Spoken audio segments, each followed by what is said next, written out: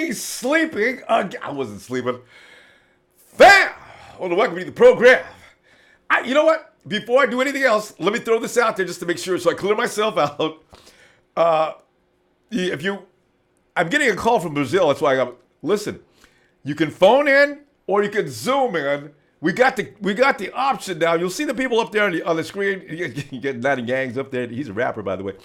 You can phone in or Zoom in from anywhere on the planet. Okay. Well, you can Zoom in from any place on the planet, but you can only phone in from the U.S. And you got a U.S. number. You can use that as well. And if you want to continue to call in, as I say, in the States, you can also use our PIN number and phone number. Just check out. Well, I just realized if you're watching. No. YouTube. You can go to the app. If you want to participate in the program, you'll see the phone and PIN number right there in the app. And if you don't have the Ronbo Sports app, we'll be here for 2 hours. It's absolutely free. Go get the app. You cannot believe what you've been missing on a daily basis. 49ers, red and gold, 24/7. We don't stop. All right, let me also put a disclaimer out there right now because I get in trouble. Actually, this has been working though, because since I've given my disclaimer on every week, people don't attack me for people that other people are saying things. Because I always get in trouble like, hey, Ronbo, man, that dude, it was blah, blah, blah. That wasn't cool. Okay, but that was his opinion. That wasn't mine. Yeah, but you had him on your show. Okay, let me go ahead and give you that. The views and opinions of the guests on Ronbo Sports do not necessarily reflect those of Ronbo Sports. This channel seeks to provide a platform and venue for all members of the Niner Empire. That includes you, while promoting free and unabridged dialogue for all those who have something they want to address and reach out towards a 49ers fan base. And listen, I'm starting to get a little concerned about the hostility in the chat room. Now, racism, I've already said, is out. We won't tolerate any racism remarks. If we see that, you'll be booted out immediately. But listen, I know I said go ahead and you can get into heated discussions, but we could cut down a little bit. Guys, listen, can I get you to do this much, guys? If you're talking to a lady, don't get disgusting with the ladies. I can't handle that one. All right? Because ladies are saying, man, won't he come talk? Don't do that. If you're talking to another dude, you can hammer him all you want. He can defend himself. Hey, but within boundaries, let's not get stupid. Because somebody says, what's going on in the chat room last week? We're going to start to get a word, okay? So let's just tone it down. You can argue a point without getting belligerent and crazy. Please, all right? I'll tell you what. Let's get on into it. And we got Rodrigo on the phone. Rodrigo, we'll give him a few words because Rodrigo's calling from Brazil. I want to give a shout out to Rodrigo. And also, give me the headlines real quick. 17 penalties for 131 yards. Listen, I want to tell you right now, here's my feeling on that.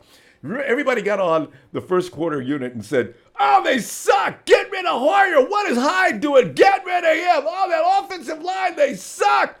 Okay. And I just want to lay a little logic on this one, the rationale. All right, they were in there for what, 4, 5 snaps, 6 at the most, 7? Yeah, maybe 7, yeah. 6 or 7 snaps. You can't get any rhythm going, okay? There's no need to trade the whole first string and start playing the second string people because you will be bothered then, I guarantee you, really quick. So let's let them get their feet under them, get a rhythm going, and then make some judgments. And also, it may even help to have a game plan, all right? So therefore, and that second string looked good. Bethard was awesome. Matt Barkley was okay. He missed a touchdown to Vance McDonald, but that's okay. I mean, they still look good out there playing vanilla football. So that was. My main thing today, though, Solomon Thomas got the game ball. Did he look like he was out of any kind of shape or anything like that? Solomon Thomas came to play, and he was all over the field. We had an injury, of course. Buckner's going to be all right, by the way. We had an injury, and Solomon had to stay in there a little longer, but he needs to work. He missed most of the beginning of the season. Actually, he missed all the preseason work, right? Solomon will be ready in 3 weeks, and my wish is this, after watching him and Aaron Lynch work together. God! Mo! What? Jesus Christ, they're a good combo. One will kill you if you're trying to pass, and the other one dares you to run, and they'll both get it done. So I'm in love with that combination, but you add Buckner in. Oh, man, that front line D is going to be fun. Also, Kendrick Bourne. And actually, people are saying about, oh, man, Kendrick Bourne's on the depth chart. He's behind Burbridge. He's behind everybody. I says, oh, man, that's a sliding scale. That could change from week to week. Kendrick was the number 2 rookie on the chart. Rookie. Kendrick was number 2 behind Solomon Thomas as far as power rating. And next to him was, and here's another thing. Matt Breida ranked number 3. And, of course, Reuben Foster was the number 4. Well, him and Breida had the same number, 83.8 or something like that. Here's the funny thing about it. Everybody said the same thing I'm saying. PFF didn't notice that Joe Williams was in the game. So, yeah, I agree. Williams was, wow, Joe was just stepping over people, man. I mean, that boy hits a hole. It's just, boom, he's out of here. Man, I got to calm down, man. Let you get in here right now because I get crazy with this stuff, man. Are we going to Joe first? Let's go, Joe. Hello, Joe. Joe in Fresno. All right, too early. Joe, hello, Joe. Yeah, Ronbo. How you doing, man? Doing all right. Were you hung up with anything or what's going on? You okay? No, I had my mute on. Okay. It was okay, yeah. Joe, yeah, go ahead. First of all, I would go with CJ Beathard. Man, he played a hell of a game. Yeah. Did you see the first touchdown pass that he threw? That was special. Oh, that was the one with McCloskey. McCloskey was his first TD, right? Or was McCloskey his second TD? Threw it to. Was it Kendrick Bourne? He threw it to Bourne. Bourne was first then. Okay. He stepped up and then he sidesteps and he throws right in the face of pressure. It was. Yeah, I do remember that. That was perfect. And he absolutely got smashed as he threw the ball. Oh, that's why I'm so glad he got that TD. If you're gonna pay that kind of pain, you deserve the fruits of your painful labor. I remember that. Yeah. And if you watch his tape from college, he does that almost every game. He can adjust. He's going to be good, exact man. Same thing. I like him. A lot. I don't know. Hoyer needs to, stay on his game. Otherwise, someone's coming. Actually, it seems like he might be taking Barkley's job as the main backup. That would be interesting to see what they do then. Because Barkley, easily. Do you cut Barkley? I mean, what are they going to do with that? That's an interesting situation.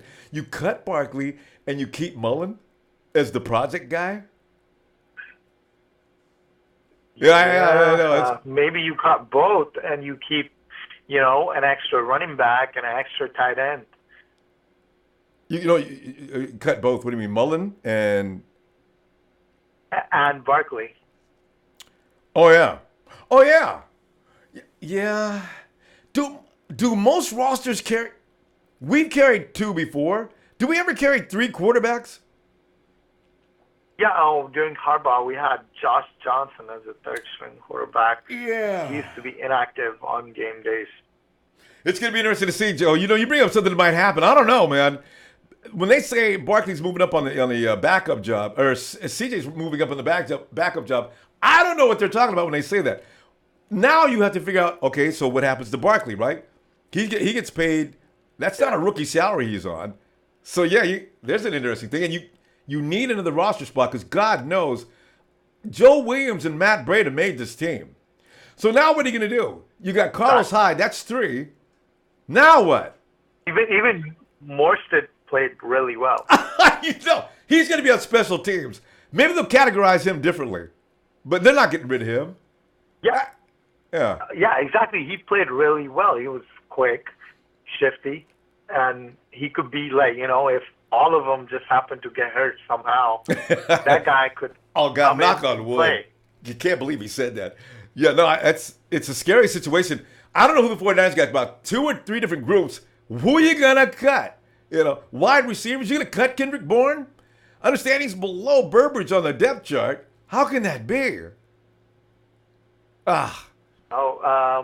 The funny part is, Chiefs took Pat Mahomes in the first round, and we took CJ in the third, and CJ outperformed us. But not according to NFL Network. Did you see that write-up they did, Kansas City versus San Francisco? They made a huge deal out of Patrick Mahomes.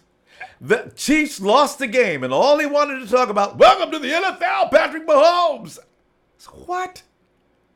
They lost the game. CJ played as well as he did. They lost the game. He threw an interception, right? Or no, that was someone else. Yeah. But he kept on just getting sacked and Aaron Lynch though. Yeah. He's back. He is all the way back to the top. I'm so impressed with Aaron Lynch. Might rise to the top. That would be cool. Oh man, Aaron Lynch. That's like if he gets down, Aaron Lynch is down to 270 right now. He's moving like that. I wonder if 5 more pounds would make him a little bit faster. Even 5 pounds is not a big deal though, huh? But Aaron looked awesome. Yeah, he already got 2 sacks in the game in 15 minutes though. That's 1 quarter. He's ready to play, man. I told people that is the most natural and talented Leo we have. Oh man. Oh, I hope yes. This is a frontline defense. I've got some combination of guys to put on the frontline defense, and there's nothing going to get past them, man. We got run stoppers. We got pass rushers. There's nothing missing on that front line. You got Reuben flanking all that. You got Eric Reed in front of that. All that. They were not as good as they're going to be. This is what I'm looking forward to next week. They're going to be a lot better. They looked a little raggedy out there. They looked a little undisciplined. They were doing things out of character. You know, we're not supposed to watch Rashard get burnt like that. And I doubt he wasn't jamming the receivers at the line of scrimmage. It's as if he forgot what he was supposed to do. So I look for a lot better football next week. They'll be relaxed. I agree. It's just they need to find their footing a little bit, specifically the first team, because they didn't really get any reps. No. Like it was like 6 plays or something. Yeah. And go sit down. And they're probably saying, well, coach, can we get one more time? So, Joe, we got to go, man. Appreciate you, man. Let me see you on Red and Gold Radio tomorrow, okay? Yeah, for sure. I'll be back, man. All Good right, night. bro. And let's go to Niner Gang. Hey, what's going on, Ronbo? Yeah, he had some guy with a red hat on there. Hey, what's going on, buddy? Niner Gang, by the way, if you want to check him out on Instagram, what's your name again? Anthony does rap. You see, this don't you love that last part of it? Anthony does rap. But first, let's talk about some football, Anthony. What did you make of that game, man? And how do you think about our rookies, man? Is that ranking right? You got Solomon Thomas at number 1. You got Kendrick Bourne at number 2. Actually, at number 3, it was Aaron Lynch. Number 4, it was Matt Breida. Yeah. Number 5, of course, everybody's favorite rookie, Reuben Foster. What do you make of all that? Is that cool? Yeah, I think it's really good. I think our defense could have been a little bit better. Of course, Alex Smith burned us on the first play. Badly. Really badly. But other than that, I think we were really solid. For offense-wise, I honestly think that C.J. Beathard could compete for Brian Hoyer in the middle of the year for that starting QB spot if he can, progress and kind of mature as a quarterback. Yeah, it could be. But I'm not bagging on Brian Hoyer. He did get a little less time than Beathard, but with the time that he got, I think he did pretty well. Yeah, and also remember the flag. This is what I'm saying about undisciplined. Brian Hoyer throws into a window that must have been about 6 inches wide. I don't even know he got through the football there, but he got through everybody. Jeremy Curdy snatched it out of the air, and of course, those flags in the first half of the game.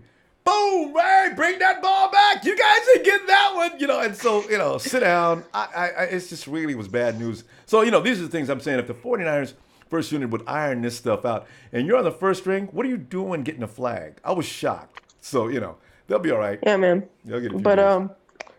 I think in the game on Saturday, I think versus the Broncos, we're going to be very better. I think our discipline is going to go up, and it's going to be an all-around better offensive game. Mm-hmm. We're going to be facing a Denver Broncos team that's got – wait, who do they even have for their quarterback? I think they have Trevor Siemian. Oh, yeah, Siemian, and what's the draft guy, the guy that just can't get it going? Lynch. Is his name Lynch? Paxton Lynch. Yeah, Paxton. Yeah, I know Paxton Lynch is going to take a couple of years to get better. I watched him last week, and they didn't look that good. Simeon didn't even look as good as he did last year. So, I don't know. I think we could really work him over. Yeah. without a Peyton Manning, the Broncos have kind of been without a quarterback. Yeah. Like kind of been kind of uncertain with their quarterback choices. So Yep. I think my predictions for tomorrow's game, for next week's game, I think we're gonna win. I can't say anything yet. It's still preseason. Yeah. It's only. But I think only the first quarter. I think we're gonna get better. Oh yeah, you got to get better. And can you imagine? Yeah. I mean, can you imagine like in the film room tomorrow? I mean, they're going to be sitting there going on film and they're watching each other mess up. See, these are the kind of things you got to embarrass these guys and they'll play a lot better. They know they blew it. I think nerves got a hold to them or something. They were just really terrible in the first half. So we shall see. Oh yeah, and do you want to hear a bold prediction? Yeah, I always want to hear a bold prediction. What do you got? Yeah. You know what? I think that the 49ers, if for my big optimism, I think they're going to be actually 11-5. He said he was going to a bold prediction. Don't say it. He said bold. Okay, that's bold. Hey, worst case scenario, I think they're going 9-7. That's still not bad. No, 9-7 is what I had them at actually. And if they iron their matters out, I don't see where 9-7 is. The schedule's just not that tough, Niner Gangs. Hey. We have the Jaguars, the Titans, the Rams twice. I mean, it's kind of set up for us this year. Yeah, there's a few other teams in there that just aren't that good, and everybody thinks they're so good. I thought the Texans were going to be awesome, but from what I see to the Texans, the preseason, the Texans are going to be good, but I don't know if they're going to be completely unbeatable like I was thinking.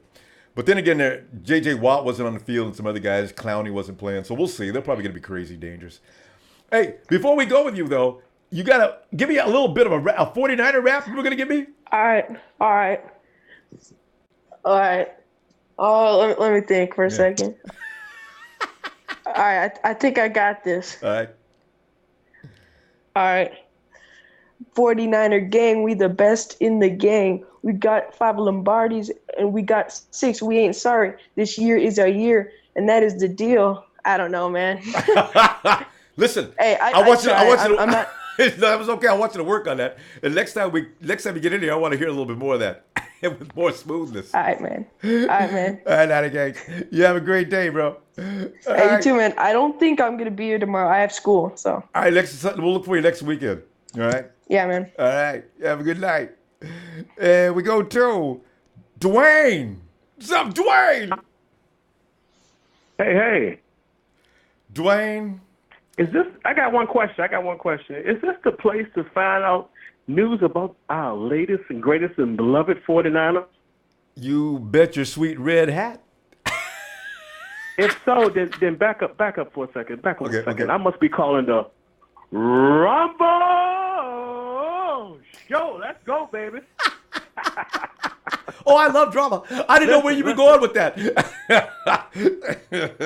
Let's get into it, man. Listen, Friday night, man, I was scared to death when I turned the TV on and I see Alex Smith throw a bomb.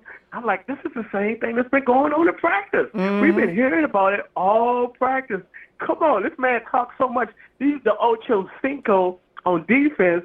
You know what I mean? Talking all that crap, you got to live up to it. But he did make up for it with the pick. He did. That's right. We got to look at that and say he did make up for the mess up. So there you go. You know what scared me though, Dwayne?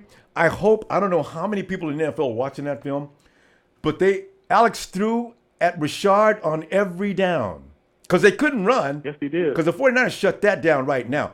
But they kept throwing at Shard, and I kept getting worried. Now, what do they know that we don't know? Why does he keep throwing a Shard? Well, Alex Smith said on the interview that they didn't, we're a new team. He didn't have no film on our defense, so he just wanted to pick. I guess he just picked. I mean, if you can go to any guy, he's one of the fastest guys in the league. I mean, if you don't jam him at the line, oh, my God. Oh, you're right. Maybe it was about Tyreek Hill. It wasn't necessarily about Shard. But then he went to Conley, too, though. I was a little... Don't worry, though. Like we were talking about earlier, Shard's got him jamming people at the line of scrimmage, and he knows that. I don't know what his mind was doing that night, but he's better than that. So let's almost see that L change next week. Looking to our first game with the Carolina Panthers, this kind of scares me with that matchup, man, because, they got some big, tall receivers. He got to get more physical with them guys at the line if we want to, stop the passing plays. I think he'll do better with them than he would fast guys. You know what I mean? Like Tyreek Hill was on him and gone so fast that he couldn't react. But anybody that can run only as fast as Shard, he'll abuse them. So, anybody less than Tyreek Hill and Marquise Goodwin's on our team, fortunately. John Ross is in Cincinnati. Who else in the league has got that crazy kind of speed? Anyway, I don't see this being an ongoing issue. Sean's got to have to learn to deal with speedy guys, though, because we might see somebody like that in the playoffs in the future. So he's got to start working on that. Yeah. So I agree.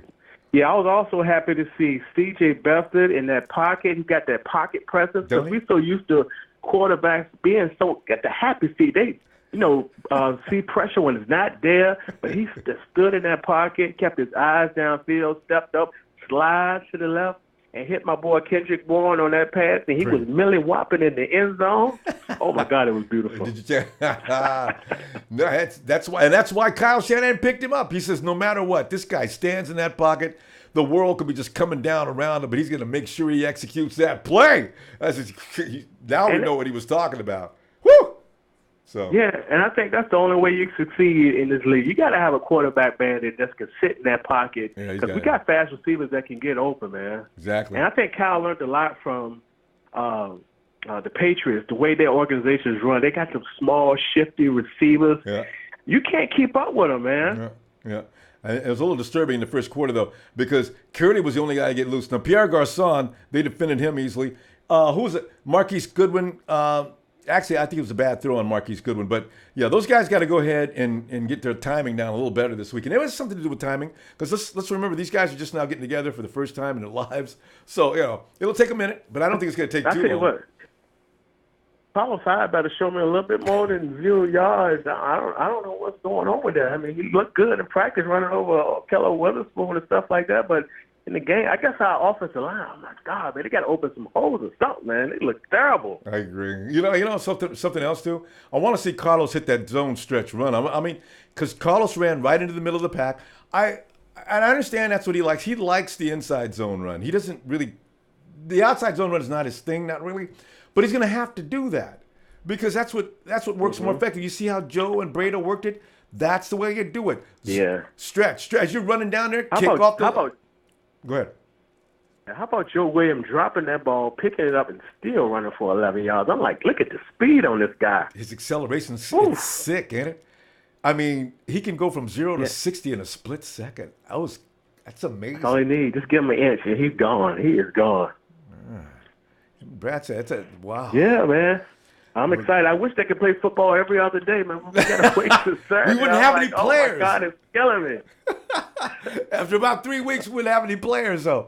They'd go down like crazy. Because Buckner scared everybody. Is he okay? What? No. Buckner's okay, though. Oh, my goodness. He'll be back. Yeah. He'll be back before. But that's all I got, Ronbo. I'm glad to call in. I'm going to try to call in tomorrow, man. Make this thing a regular thing, man. Get in here and share my insight on these Niners. Let's do that, Dwayne. I'll be looking for you, man. All right. Have a good night. All right. Y'all have a good night. Too. Right. Hey, let's go to Brazil. It's Rodrigo. Hello, my friend Ronbo. Yes, Rodrigo. ¿Cómo estás, amigo? Hey, Rodrigo, he speaks Portuguese in Brazil. That's right. Rodrigo. Here in Brazil is soccer. Yeah, I know about that. Big soccer and volleyball. Famous the soccer here in Brazil, but I like baseball. I like football, and I like San Francisco Giants. Yeah, I knew it. Hey, Rodrigo, how about the 49ers? 49ers, I know Joey Montana, the famous Joey Montana. Okay. Kaepernick. I see Kaepernick too, and I hate Tom Brady. Don't like Tom Brady. I don't like. I don't like Tom Brady either. No, I do like Tom Brady actually. I'm sorry, don't speak English. No, I know. Portuguese and Spanish solo. Okay. Rodrigo. And what else, Rodrigo? Oui? Ay, Dios mío. And what I like about Rodrigo's at home and watching TV. This is the most relaxed dude. Hey, Tito. Yo, what's up, baby? Tino, I'll ask. Help me with Rodrigo. Just ask him. Boston Ask him Red Sox. how many games are we going to win this year? Mano, Rambo quiere saber cuántos juegos los 49ers van a ganar este año. Mi amigo, yo conozco San Francisco 49ers yo me gusta mucho de fútbol americano, but yo no acompaño mucho la temporada. Me gusta de los playoffs. Ok, está bien. Yo, Me Rambo. gusta de los Super Bowl. Acá en Brasil no es mucho popular lo fútbol. Hoy con ESPN, con la cadena ESPN, se popularizó mucho lo fútbol americano, lo béisbol. Lo basquetebol es muy conocido acá, na NBA. But yo me gusta hoy de jugar béisbol, de asistir béisbol. Me gusta mucho también de mirar las partidas de NFL. Es muy bueno. Acá que nosotros tenemos la tradición de los soccer. Brasil tiene 5 Copas Mundiales y es cosa nueva para los brasileños, los esportes americanos. Okay. Hey, Rambo. Yeah. He's saying that in Brazil, that's basically all new for them over there. He likes to watch the 49ers, but he likes to watch them on in the playoffs and things like that. Yeah, I don't blame him. He's really into, like I say, baseball. He likes basketball, and they're starting to get around over there because they basically is all soccer team. That's basically it. Yeah, I tell he likes American sports. Yeah, all right. Yeah, but he's starting to get into that down there. Brazil is a hard country to get into an NFL or things like that, but it's starting to come around. Because I got a couple of friends, they die-hard 49er fan. It's not easy for them to watch it down there. Yeah, South American TV. Yo conozco Kaepernick, yo conozco un legendario Joe Montana, incluso mucho tiempo atrás. Mi padre asistía mucho a la NFL y siempre yo miraba con él en el juego de San Francisco. Porque como es muy conocido, acá nosotros no miramos mucho en la tele. Y hoy con ESPN y Fox Sports se popularizó mucho lo fútbol americano y con eso nosotros sabemos que San Francisco acá con Dallas Cowboys, Okay, Rodrigo. Steelers, son las grandes franquicias de la NFL. Okay. Because I got Rodrigo's got a lot to say. Okay, Rodrigo. Gracias, amigo. Hey, I tell you, we have to say adios, huh? Okay. Goodbye, Ronbo. It's a satisfaction speaking to you con Niners fans. All right. Cola suave, hermano. All right, Rodrigo. Bye-bye, Rodrigo. He's a trip. I know. I can tell. Yo, a lot of when spirit. I was watching the football game, bro, I was kind of a little bit worried. But you cannot take account, okay, our second quarterback is starting, okay, our rookie quarterback is all right. Yeah. But you guys got to remember, this is only second and third string they were playing. First game, I didn't like the way the Horde just took a couple of snaps, man. Yeah. He needed to play a little bit more. So I'm hoping the second this game week we can see a lot more of Hoyer, connecting with the wide receivers because you know what? They need that work. If we don't start connecting, I'm kind of be a little bit worried about it. Yeah. Our defense, I can't wait to see the second game. They're going to be All okay. I know is Foster, man. He had the interception right there. He just dropped it. And Tito, what do you think about Aaron Lynch? I was lit up when I see how that boy is moving again. That boy's looking good, man. Oh, my God. He's looking good. I just can't wait, man. All I know is, you know me, preseason to me is just getting your feet back together, getting everybody working and gelling. Yeah. And then from there, watching the second and third string, who's staying, who's not. Yeah. But it would not surprise me.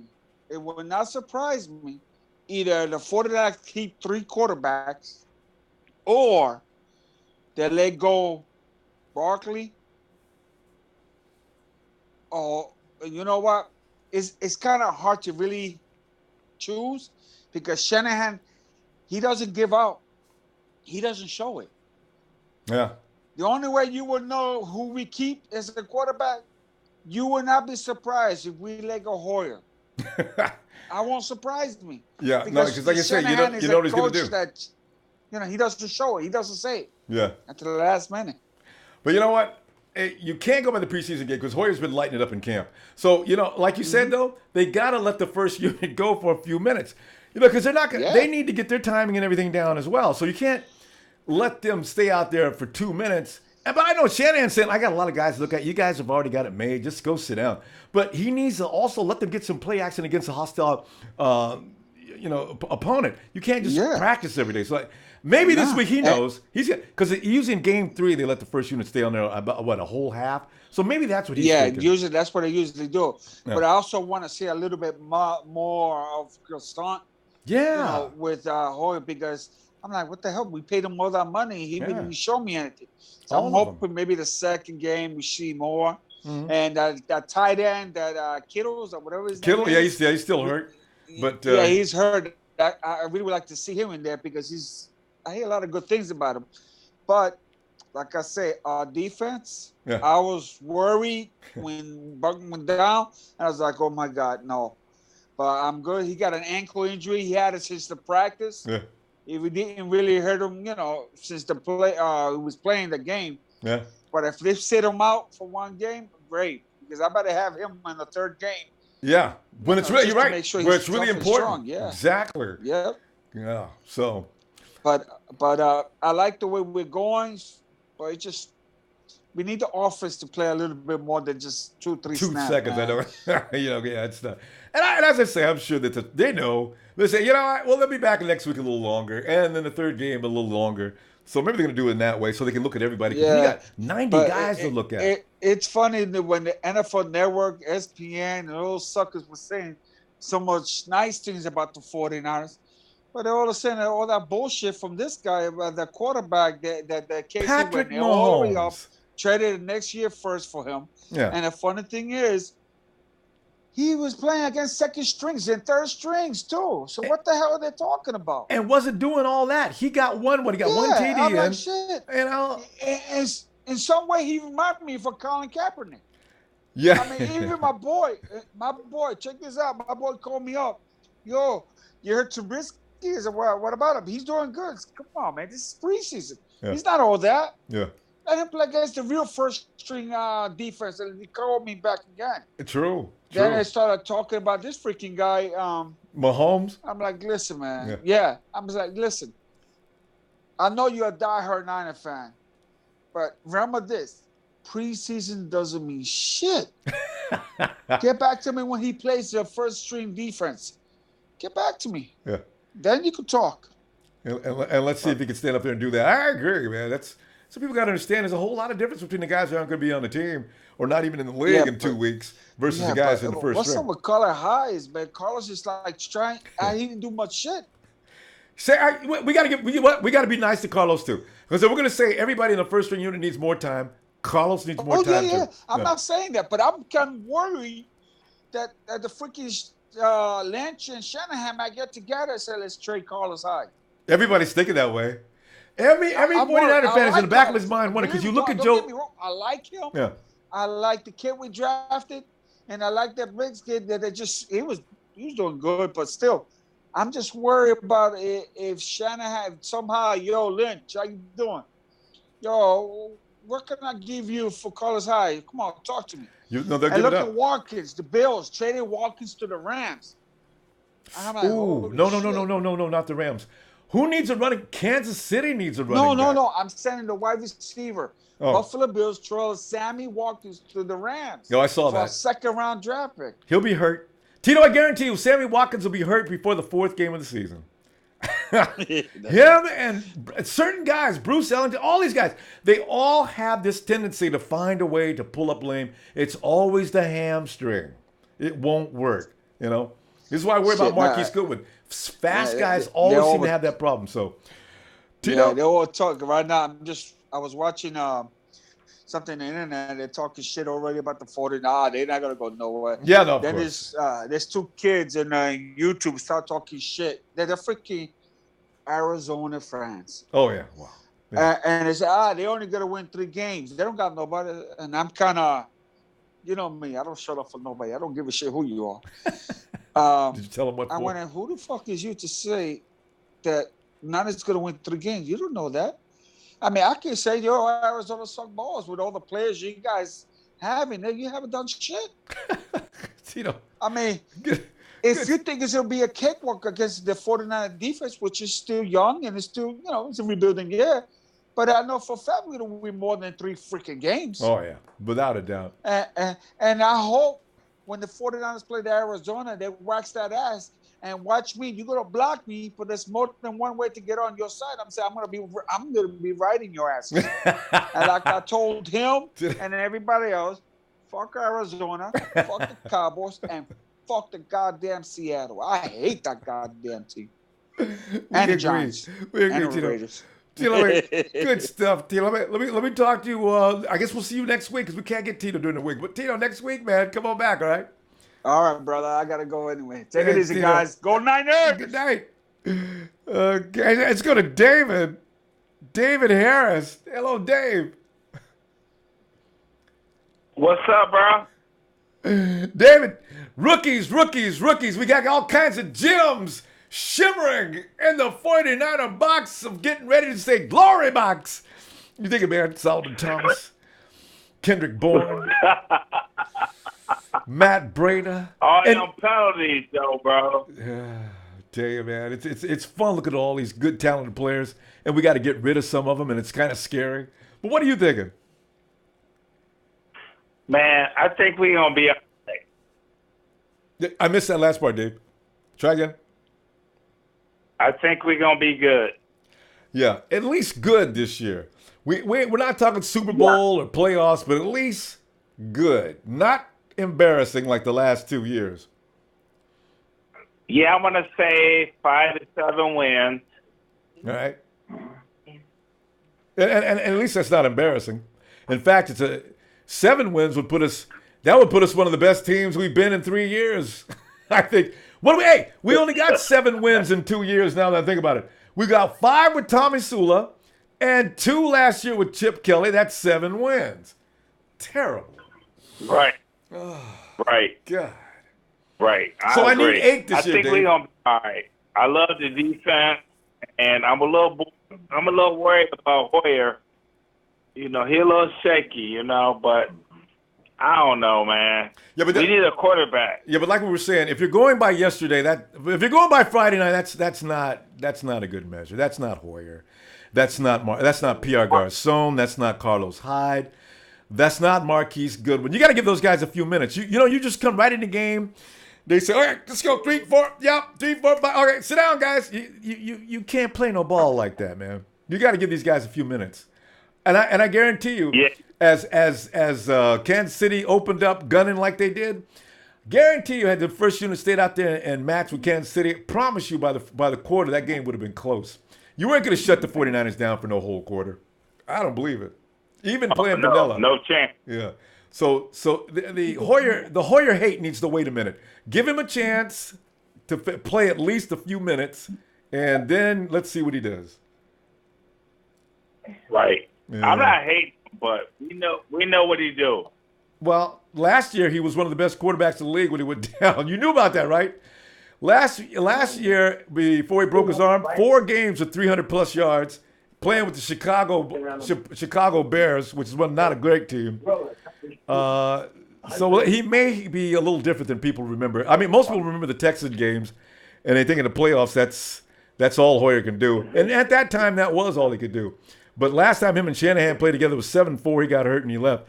Maybe had he not got hurt, who knows what would have happened. But yeah, he's kind of a hard call to make. He's a hard call to make. Let's give him a chance because he's got a better team now than he had in Cleveland.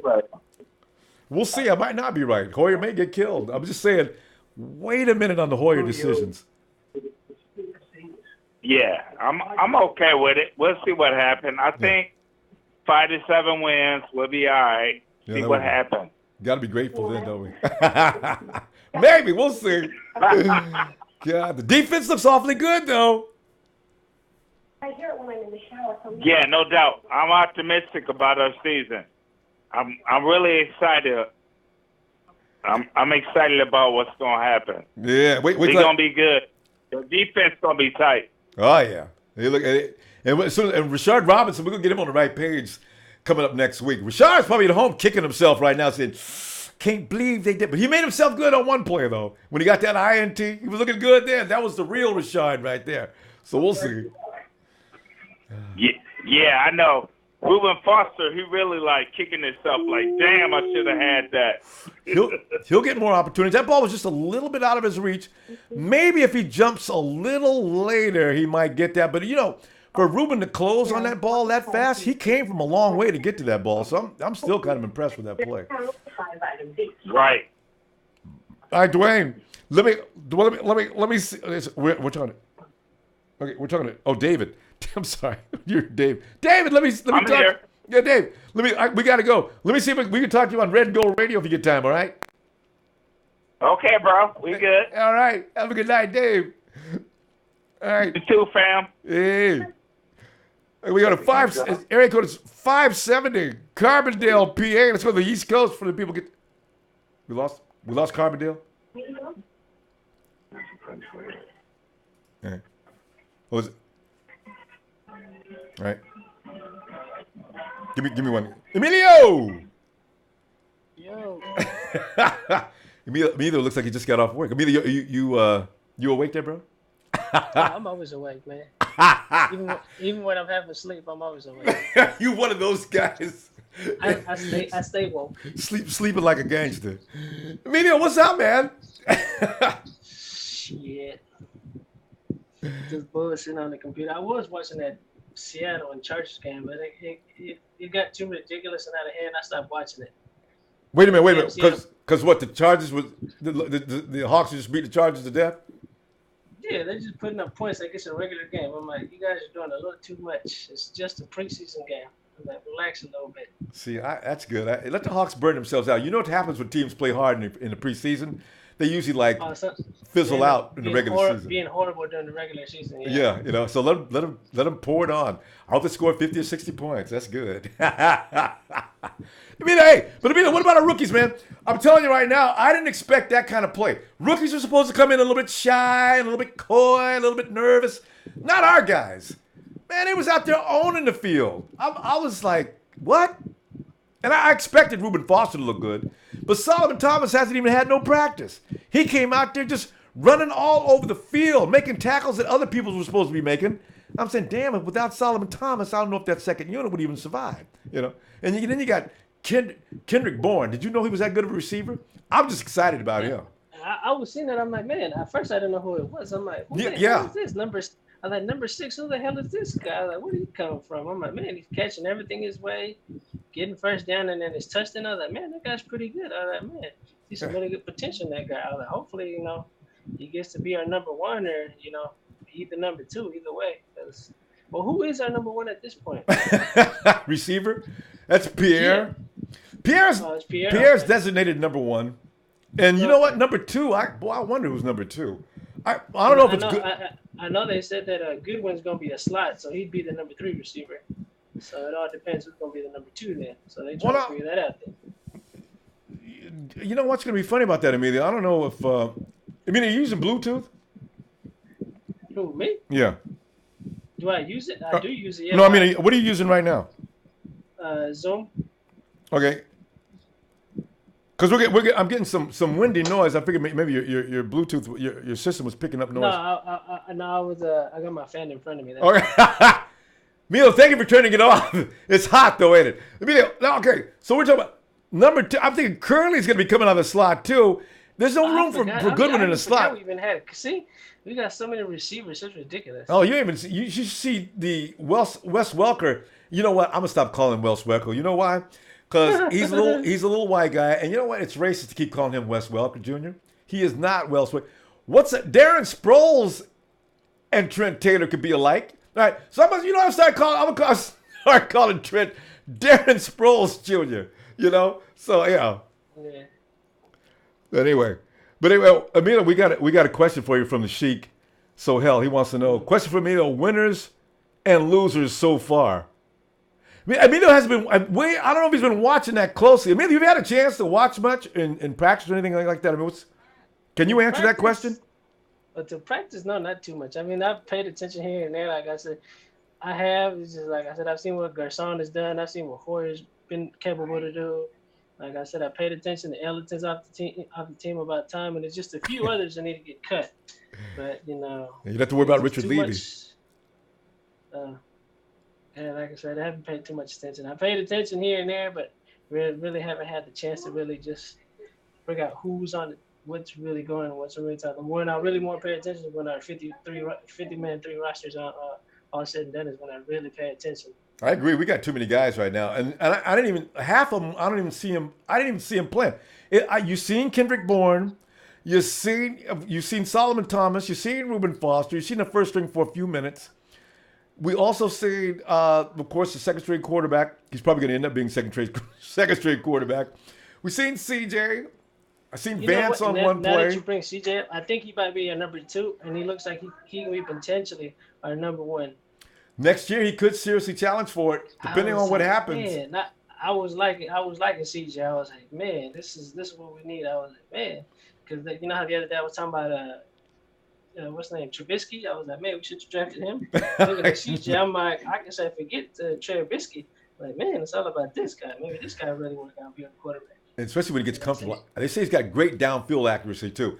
So he able to run, able to throw on the run, all that, throwing deep passes. I was like, man, making the short passes. I was like, man, he was doing everything. I was like, man, that's what we need. I was like, man, I guess Kyle Shanahan didn't know what he was doing when he picked the quarterback. I was trying to tell people. Everybody said, "Who's this CJ Beathard, man? Why did we get this guy? Why did we get that guy?" I didn't know. I didn't know who he was. I'm like, who the fuck nobody is this did. Guy? Like, well, hey. Like I say, if you can draft talent, like it's just like Tom Brady. Hopefully, it's like a Tom Brady situation. Yeah. Picked him up in the late rounds and won 5 Super Bowls. So hey, as long as he wins, all I care about is 1 Super Bowl at this point. I'm not caring about 3, 5 at the point. As long as we can get 1, I'm all for it. We'll worry about that later. Yeah, no, really, Emilio. Because the thing is, I guarantee people, everybody's favorite quarterback coming out of college, Kyle Shanahan won't like him. And like he said this year, Kyle said CJ was the best quarterback he's seen in the draft.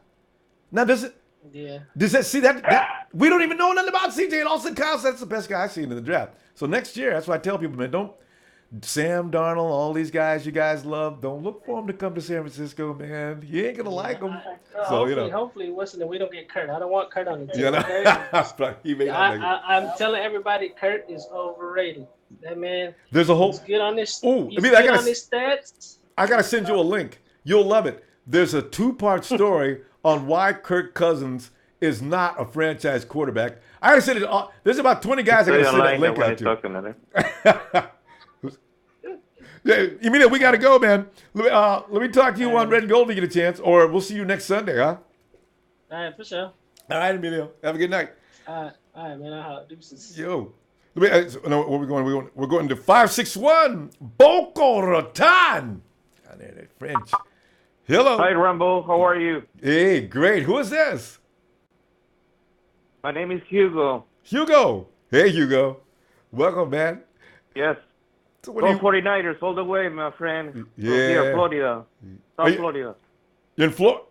Oh, you're in Florida. Boca Raton, Florida. What did I thought? I was thinking Louisiana. Hey, did you see the game Friday? Of course, I saw the game and was very excited watching the 49ers with the new team and definitely with the new Rockies. They're doing very well, so I'm very happy how the 49ers are going to show this year. Yeah.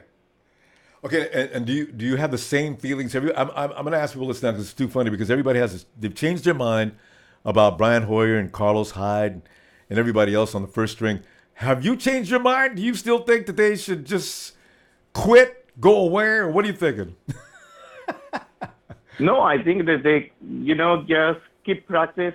Yeah. And I know in the second preseason game and the third preseason game, you got to give your chances to Shanahan. Yeah. Kyle Shanahan they're gonna get it better. just they need to be continued to practice. Yeah. How do you like Kendrick Bourne? Did you notice that he was like the big showboat next to C.J. Beathard? Kendrick Bourne, I thought that was one of the most fun shows. He made a couple of mistakes in the beginning, dropped a couple of passes, and then all of a sudden he's been the main man. What did you think about him? He's doing good. Yeah. He's doing good, and I think he's going to do him better. Very near in the future, we're going to see him one of the good players that we're going to have on the team. I got to agree because he, you know what? I got a feeling he's going to get real confident. He probably built up a whole lot of confidence. And just like our other rookies, Matt Breida, there's no need for him to be afraid anymore. He's going to come out next week and probably put on a show too. Everybody knows Reuben Foster is going to do well. Solomon Thomas. I'm sure. Oh, Solomon Thomas. He looked that good, even though he hasn't had much practice. So what can he look like in 2 weeks? I'm excited about Solomon Thomas like crazy. Man. He's going to be a total animal. Oh. He just practiced just a few times, and definitely he's doing very well in the first preseason game. So definitely, I count on this guy that's the same like, the rest of the players in the Rockies, especially CJ too. I like it very well. Very well. He played very well in this first game. Yeah, and poise, looked comfortable back there. Tell you, Hugo. Well, hey, Hugo, if you had to make a prediction right now, though, everybody's going 5 to 7 games and being safe. Hugo, do you see any more strength or power in this team than 5 or 4 or 6 puny games? I trust my team. I'm definitely looking at about 10-6. Oh, look at that. I like to hear that stuff, man, because I'm 9-7. Hugo's one up a bit. Hugo, you know what? Somebody told me, I already said I was going to switch to 10-6. I'm going to go with 10-6 with you, man. I like that. Because there's no need to be... Very good, Ronbo. Hey, there's no need to be fearful this early in the year. Yeah. All right, Hugo. Appreciate you calling, Hugo. That was my pleasure. Hey. That was my pleasure. That was my pleasure to hear. I'm definitely going to make a few times phone calls from here, from the East Coast. All right. But definitely, I like your program. I've been listening for the last 6 months. Hey. I'm very excited. Hey, Hugo, man. I've been looking forward to hearing you. If you can't get some Red and Gold Radio, if you haven't got time so late or whatever you're doing, next Sunday we'll look for you, okay? Definitely. All right, Hugo. Have definitely. a great night. I look forward. All right. Bye-bye, Hugo. Take care, my friend. Have a great night. Thank you. Go night, Aaron. Yeah. See how you got us. We go from there to the land down under where Tradish, who's been growing a beard, and he's getting hairy on us. God, get a haircut, hippie. Tradish, what's up, man? My wife used to say that. All my cred goes out the window. I'm trying to say it's cool. It looks great, man. I'm just messing with you. How you been doing? Good. It's good to be back. I've been biding my time. I'm not trying to stay out of the negative hype, the trash, all the rubbish that's gone on. We've seen in the last few years. Just letting things happen. And after the first game, I was pleasantly surprised. All our teams made plays. Defense, offense, special teams. True. There were plays made. Forcing fumbles, getting sacks. God, that was fun to watch. Yeah, and they were sloppy, but they were still getting it done. Previously, all we've done is gone, these two guys are going to be our saving grace. This one guy is, I've said for a couple of years we need these combinations, and we haven't had them. We've had individuals that were supposed to be able to do things. But yeah, now it looks like it's going to be much, much better. And when you said combinations, you watched that game. Didn't you enjoy watching Solomon Thomas and Aaron Lynch? That's a team right there. Good grief, they were fun. Absolutely. And if we don't have those combinations going properly, then none of the individuals are going to be able to shine. So like I said, everyone made all the groups made plays, and that's what I was hoping to see. Yeah. And I'd rather underestimate a little bit and be pleasantly surprised than get my hopes up and crash down again. I know. It's a depression that's hard to get over and especially to endure. So you're right. But yeah, it was nothing to be unsatisfied about, except for the fact that I said the first unit came in and it was just a little short period. And they came in and fizzled real quick and sat down. That was kind of disappointing. I thought they'd stay out there a little longer than that, though. But, yeah, that was about the only down point in the game. After that, it just got to be so much fun. Barkley could be a little more accurate, though. He missed a touchdown. That Vance had that guy sealed off. All they had to do was lead him out there, and Vance, you're not going to, that close to the goal line, you're not gonna stop Vance from falling over the line. You got to get that ball to him. No, you got to be realistic about, one, what your goals are, and two, what your execution can be. Yeah. And that's what preseason's for. We're supposed to be finding the pluses mistakes and the minuses and adjusting accordingly. So, look, I was happy. I was happy with what we did and where we can go from here. So, let's move forward. But, Travis, what do you think about? I was happy. What did you think the flags? The flags to me were a little erratic. I was a little surprised by that, and because I figure Shanahan's the kind of a guy. He's a very meticulous guy that pays much attention to detail. I was kind of surprised at how our guys were getting flags at the most inopportune times. What do you think that was about? I think everything's, the start of the season, you're going to get inconsistencies everywhere. Right. And I think everything has to settle down before we start the season. That's why we do this. So hopefully that will settle down as well, that it'll be a little bit more consistent, a little bit more realistic. Some of the crazy stuff will get sort of cleaned up. And we'll get back to a more stable sort of football. So and hopefully that means more scoring for us, less for them, and more wins on the board. I guess it's too early, but were you further impressed by CJ, or if you had to make a comparison today, and I'm sure Shanny's looking at it, he's probably not taking it real seriously, but if you had to look at comparisons between CJ and Matt Barkley, what are you going to do? I'm going to give CJ a hell of a good run through the preseason games and make sure that he's able to complete all of the tasks that they give him. Now, we don't know what all those are necessarily, but he seems to have enough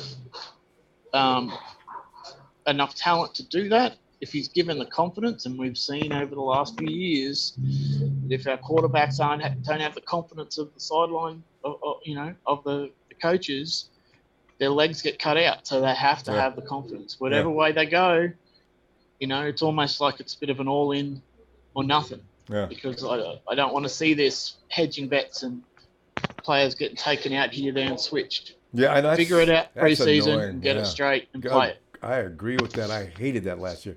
Hey, Travis, we're going to go ahead and let you enjoy that great day. I can't. Every time Australian weather is just something that everybody wants to move there, man. That is beautiful. Travis, we'll look for you next week, man, if you get some time, huh? Will do. All right, Travis. Have a great day. All right. Cheers. All right. And we're going to... It's the Iron Sheik. It's not even Monday Night Raw. They don't do wrestling on Sunday. Sheik. It is Sunday night pay-per-view with the Red and Gold with Ronbo Sports. That's right. They do pay-per-views on it. It's not SummerSlam. Have we had SummerSlam yet? Not yet. Ah, there you go. Not yet. So. We got to have those heat-up warm-up matches. So hell, our rookies, man. PFF loves our rookies, man. They gave a 4 out of 5 of the top 5 performance in the game, and that figures because a lot of the vets didn't play. But 4 out of 5, except for Aaron Lynch, got the top 5 performance of this game, man. Was that accurate? What are you thinking? Yeah, it's definitely those guys definitely showed up in the game. Lynch definitely had a great game, and there's other players that definitely stepped up. These rookies, like Malser, he definitely came out and got 89 yards in rushing. And it's a lot of players that we brought in. Definitely for the scheme and Sly's defense, Shanahan's offense is definitely looking really well. We'll see. It's the first game. We have a couple more. But, it's, with all the, other teams that doubted us, so we're definitely coming in. Yeah. And we'll definitely show up. And coming to the competition of the wide receivers, that's the one, yeah. Huge, yeah. With Bourne and Bolden, because we have to look at, we got to be honest, like punt return. We definitely, we're looking at Bolden, maybe Bourne. So, Goodwin could be a possibility. Taylor is definitely showed up on there. He definitely had a nice punt return. So we got definitely depth there. So we just have to take a piece of. We don't want to lose these studs. Like Bourne, I really think we should have 6 wide receivers. So they're gonna have to. You can't cut him. I mean, you just can't cut him. No, you can't. He's got that kind of charisma. You can see he's that kind of a player. You got to keep him. You got to. Oh, well, I got to hear shit. Yeah, he has that link too. Yeah, he's got. His hands in the beginning. Yeah, his beginning of the game, he definitely didn't catch the ball, but then he kept. He brought up and he was all right, and he became one of the player that he's supposed to be. So. Yeah. He has that talent. We cannot let him. We must have 6 wide receivers. Yeah. There's other players that are not going to be in a 53-man roster, and Garnett is one of them. If he doesn't, because he'll probably be a couple weeks out, so he definitely needs to fill that spot. Yeah, so Joshua Garnett, the competition. The offensive lineman. Yeah. He's going to be at the left guard, and Badles is going to be filling in. So in that case, they'll probably welcome him back. I don't know how well Badles is going to do with that position, so. He's probably going to have a spot for him there. Right. But, while I got you guys here, man, let me apologize for what I said on Red and Gold Radio the other day. Tank is not going to be starting this year. It will be Solomon Thomas. Oh, yeah. Hey, I just want to be the man up on that. I heard that. I was like, no, he did not. Because I knew you guys were going to get me. So I said, you know what? I love you, Ronbo. I said, I'm going to get myself out of this now, man, because they're going to be waiting for me. Rob, where's your boy Tank, man? Didn't he get? Because Tank, I don't know what they're going to do with Tank. I guess they might keep him as a backup, but he is definitely Tank messed up so badly yesterday. I don't want to let him go. No, but Tank's got to do some. That one guy that scored the run play. Tank was supposed to shake the damn block and jump into the hole. I don't know what he was. Okay, there's no point getting worked up about that play again. But he by now, if he's doing that, as Trez would say, after 3 years, you ain't doing no better than that. Say goodnight, Irene. Yeah. Bye, Felicia. Exactly. It's time to go. Yeah. If he does not show up, because honestly, in that first series or second series that he did, he was kind of there, but not really to me. He was kind of off, and there's other players that show. Lynch was definitely showing up in that. So he's just he needs to step up. If he wants to make to the team, with the 4-3, is a perfect thing. This is your last draw. This is no straws left for you. So you got to step up. If he does not step up, he's done. And I'm not even caring about getting a sack. I'm not. Just get on the ball. Be always around the ball. Wrap the guy, and help your teammates. That's what it's all about. Do it. And you know how to do it. Training is definitely going to be started week 1. I guarantee you. Yeah, there's no doubt. I've seen it too much Friday. I says, good Lord, Solomon Thomas is all of his advertising, maybe a little bit more, and he's just now feeling his way around out there. Wait till he figures out really what they're supposed to be doing. He's going to be a crazy. And him and Aaron Lynch together was just fun to watch. And look at those two work together. You got Solomon coming in this way. Lynch sneaks around the other side while they're busy with Solomon. He grabs that quarterback as going away with one hand. Aaron was blocked on the play, reached with that length and throw the quarterback on the ground. Man, I passed out. That's just, woo! And there's like a couple of plays that Solomon almost had a sack. Like there's like a couple, but he just like maybe half a second. Yeah, but he could have got 2 sacks. No, but the thing is, the reason why he got so many points, those are quarterback pressures. You get credit for that stuff, man. Make that quarterback uncomfortable. Make him do something he didn't want to do. You get credit for that too. So it's just good. Sheik, we got to go, man. Exactly. He's always around the ball. Always. Him and Reuben are crazy, before man. Before I go, I just want to, if you want to spread it around with the question, I just want to know who is going to be extended for the contracts: Reed, Hyde, or Lynch, or even Jimmy Ward, because I really think Reed possibly will get it. Tough. But I don't know if you want to put that question out. It's up to you. But it's out. Niners, it's out. And, if you want to jump on that question, you just heard it. Reed, Ward, Hyde. And we got a fourth guy that's up, Aaron Lynch. Jimmy Ward. I'm signing Aaron Lynch. I'm extending his contract before the season starts. I need to see one more preseason game of Aaron Lynch. But I tell him, Aaron, listen, for every pound you gain, you come back into camp next year looking at 250 pounds or 350 pounds, I'm taking off $100,000 for every pound you come in overweight. You could work next year for free. Depends on how much you eat. Yeah.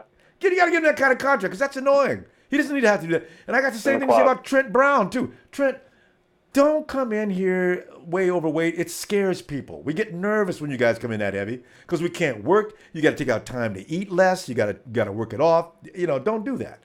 It's your job.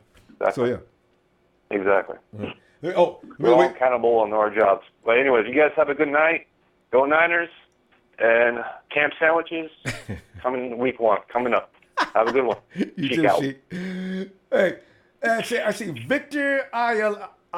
Hey, is that our man from Brazil? It might be. Okay. Anyway, how about the game, buddy? Was on the grill and watching it. Foster, I'm impressed with his performance.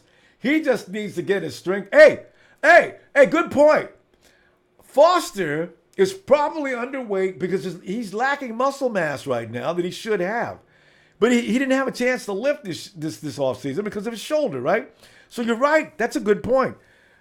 He could gain about 10 pounds because your linebacker shouldn't weigh less than 230. I think Reuben's less than 230 pounds. His ideal weight would, I'd say, about 235. And also, how about Lynch? Well, I tell you, Lynch has always been one of my favorite guys. I was praying that he'd lose that weight. I was worried about them cutting him. This is what I'm talking about. You see that performance? That's vintage Lynch, right? San Francisco says, I said that yesterday to a friend. NFL Network was so hung up on KC, they didn't even show no highlights of ours. Aldrick Robinson was 2 for 83 yards. They could have showed that highlight. Oh, man. NFL Network really abused us. Of all the highlight plays that we had, they went and showed nothing more than Mahomes' touchdown. That was pretty much it. So, yeah, I agree. I have no idea. I tweeted that boy who wrote that thing. He ain't answered me yet. I ain't going to tell you what I said to him because I was mad when I wrote the tweet. It was really in bad taste. Hey, win! Come on in, win! Ronbo! Yeah! Hey, how you doing, sir? I'm doing all right, man. I'm enjoying. If the 49ers can win playing that kind of bad on the road, and I say playing bad because I just seen too many loose ends and ragged edges, but they still managed to walk out of Kansas City with a victory. That's kind of interesting, you know? Yeah. But what are your assessments on our rookies and everything else, Win? I mean, I enjoyed the rookies and one. I was looking forward to seeing the most C.J. Beathard. Yeah. What'd you think? Boy, I tell you what, that kid has a lot of potential, Yeah. The way he stood in the pocket, it's just like he's staring down the barrel of the pass rush. Yeah. He wasn't, he didn't look frazzled or anything. No fear. He got hit in the mouth several times, and he still stayed in the pocket. So, and he was pretty active going downfield. So I'm pretty impressed and encouraged by him. So Joe Williams looked good. Oh, don't get me started. Matt Breida looked good. God, I enjoyed Joe Williams. Breida was just smooth as silk. But Joe came in. It's like they were waiting to let Joe in. He came in and immediately started putting on a show. Look at him. Oh, every time Joe. Go ahead. And you can see that suddenness that he has, don't you? Yes. Yes. You can see the speed that he has when he's running the football. He has that extra gear. So I'm looking forward to seeing him. But, man, I'm telling you what, I'm really concerned about the secondary. Yeah, I know we all are. Rashad Robinson, man. And the offensive line. Goodness. We're all worried about the same thing. Because on the NFL Network, the game didn't come on until like the second quarter. Then I recorded it the next day, and I got a chance to go back and see the first quarter. Right. Man, oh my goodness. Alex was just throwing at him. And so he's got to make some adjustments, man. His technique is not good. He's got to jam that man at the line of scrimmage. He's missing the jam. He missed it completely. You're not going to outrun Tariq Hill. You got to jam him up at the line. I don't. Rashard went blank on this game. I'm not sure what he was thinking of doing. He can play better than that. I've seen him play better than that. It makes you think of the same things we've been seeing in camp. As far as some of the things that some of the highlights they've been putting out on Twitter and I guess Instagram, Facebook. Yeah. Where he's been missing Marquise Goodwin. It makes you wonder if these teams get a chance to see this type of material that's floating out there on social media. I said that yesterday. Because Tyreek Hill is the exact same thing as Marquise. As Goodwin. He ran the same exact play, the stop and go, and Shard bit. Shard bit. He sees Marquise does that to him. How many days a week? And Shard bit on that. and Hill left. He got to get. Yeah, I know they're working with him and everything, so we're gonna see what he's made of this week. Yeah, he'll look good. He'll look good. See how he bounces back. Yeah, and you don't have to deal with the Tyreek Hill or Marquise Goodwin every day, every Sunday. That's just in camp and when we go to Kansas City, and we don't have to play John Ross in Cincinnati this year, so I'm feeling good about that. I mean, but you got it. But we got a similar receiver that we play against with the Rams with Tavon Austin. Yeah. And Tavon's real quick and fast. Tavon usually comes out of the slot, small though. I think. Tavon's usually a slot receiver, though, right? I put K1. Yeah, so he don't really play out. He don't play outside. Yeah, I put K1 on him, and I'll relax. Oh, yeah, I agree with you on that. Yeah. Don't we have the Broncos coming in for a joint practice this week? Yeah, they should probably be in town by tomorrow. They might be coming in now. There's a couple of practices, and then we play them on. And we play them Thursday night or Friday night. I forget which night of the week. I think it said the 19th. I think it said the 19th, if I'm not mistaken. Could be. But anyway, what I was thinking about, Ronbo, I'm looking at some of the connections that we got. I'm thinking there's going to be a possible trade between the Broncos and the 49ers this week. Who do you think? Go ahead, Win. Don't hold back. Yeah, because when you think about the connections that we have with John Lynch, being close to Elway and having a good working relationship, and those guys are going to be here for the better part of a week. Mm-hmm. They're going to skim up and down that roster and see, what guys that, you give me whatever trash that you think you got, and I'll give you the trash that we got, see what we can make of it. You think about like Shane Ray. Shane Ray is the outside linebacker. Okay. And defensive end there. He's going to miss some time. I'm thinking trade. I'm wondering if we're going to let Tank go because we know Solomon's going to get that job. Yeah. There you go.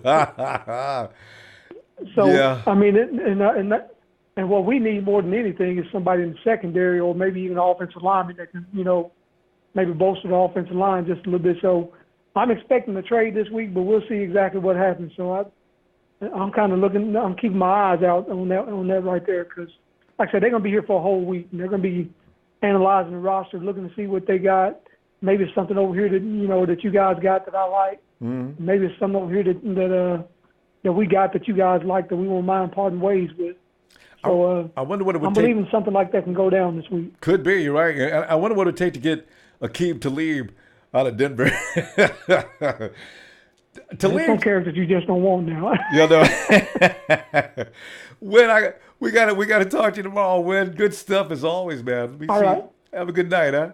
Okay, hey, we'll be listening Red and Go in. All right. Appreciate you, man. All right. Okay, go Niners. Yeah. Well, Win brings up a good point because you know what? They are good buddies between John Elway and John Lynch. Anything could happen. I don't know what, but you never know. And Trey out in VA. Finally. Finally. Trey, it's the night before Monday Night Raw. I would have thought you need to be.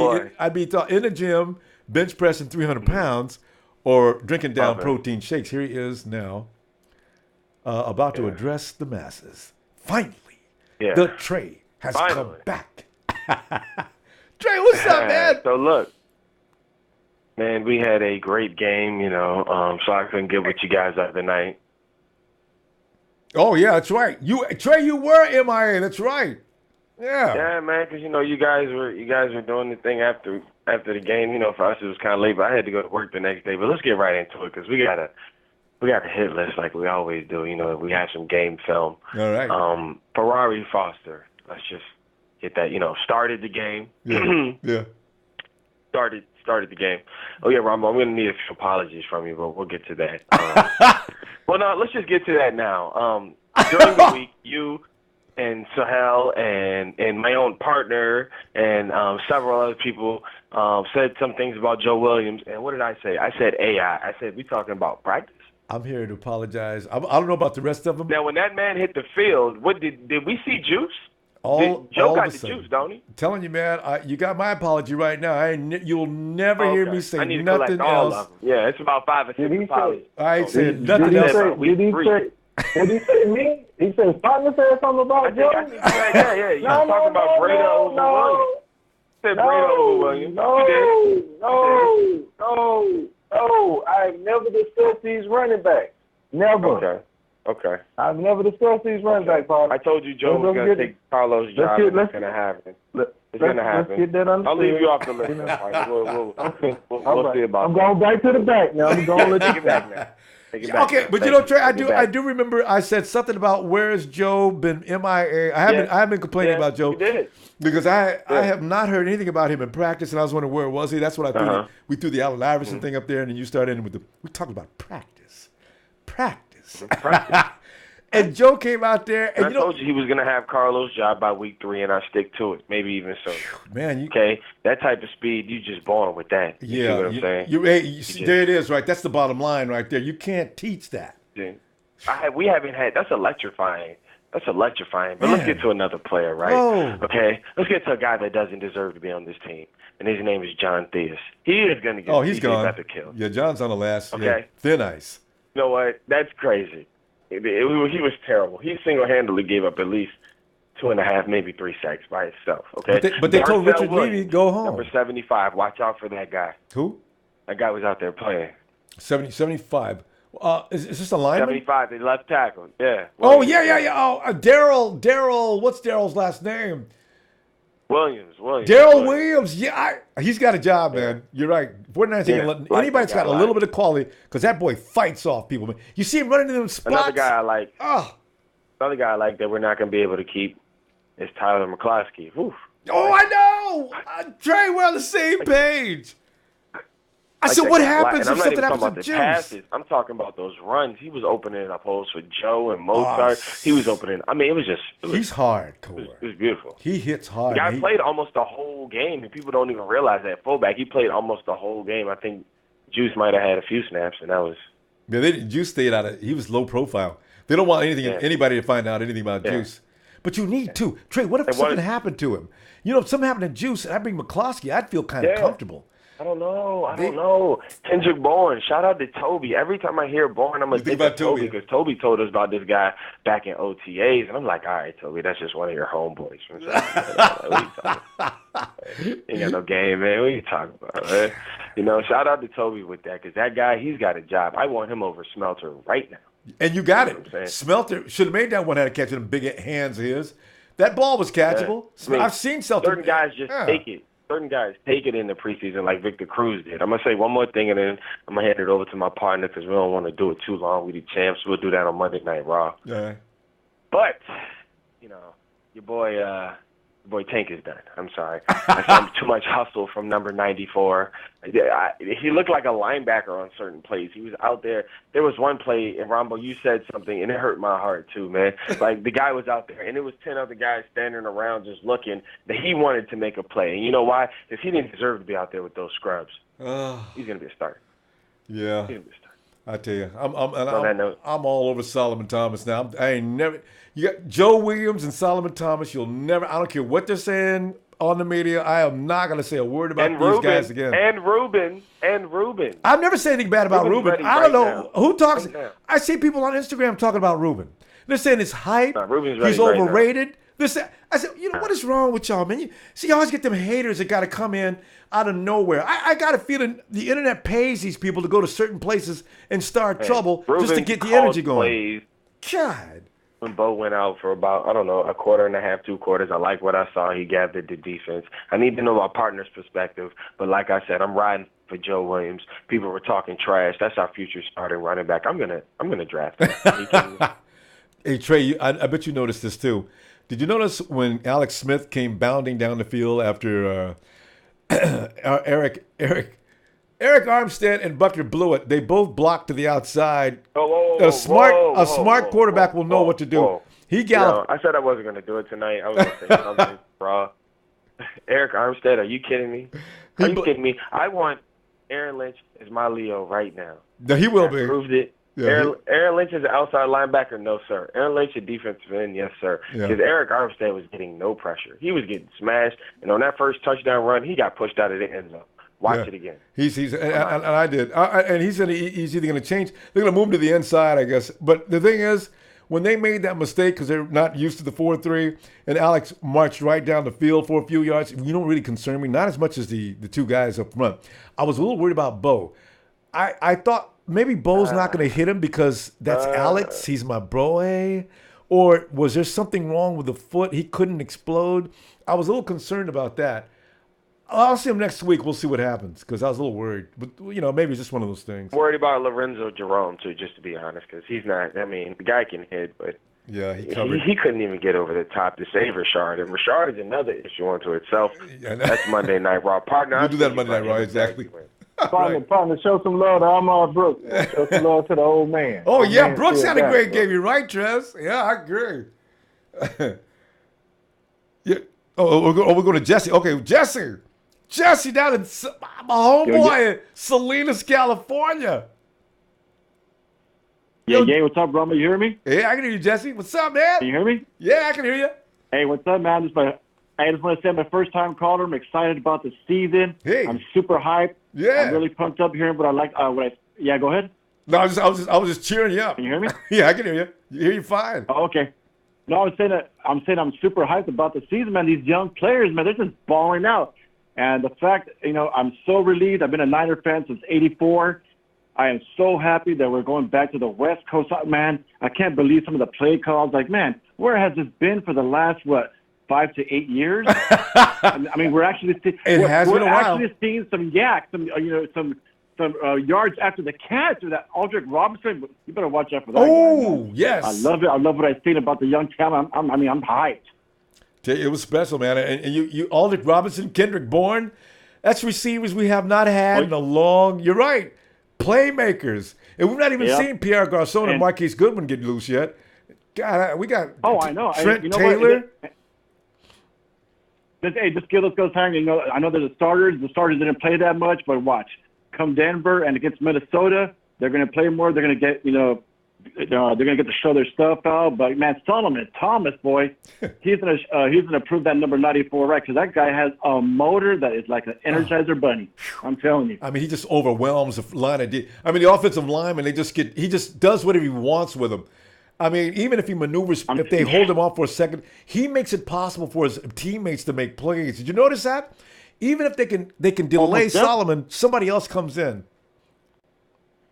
I'm telling you, man, that guy is going to command a double team. He's going to be another Justin Smith. Give him a couple of years. Ooh, that boy is man strong. I'm telling you, watch out for that guy. Wait, Jesse, not yet. Jesse, he doesn't have grown man strength yet. He just got out of school.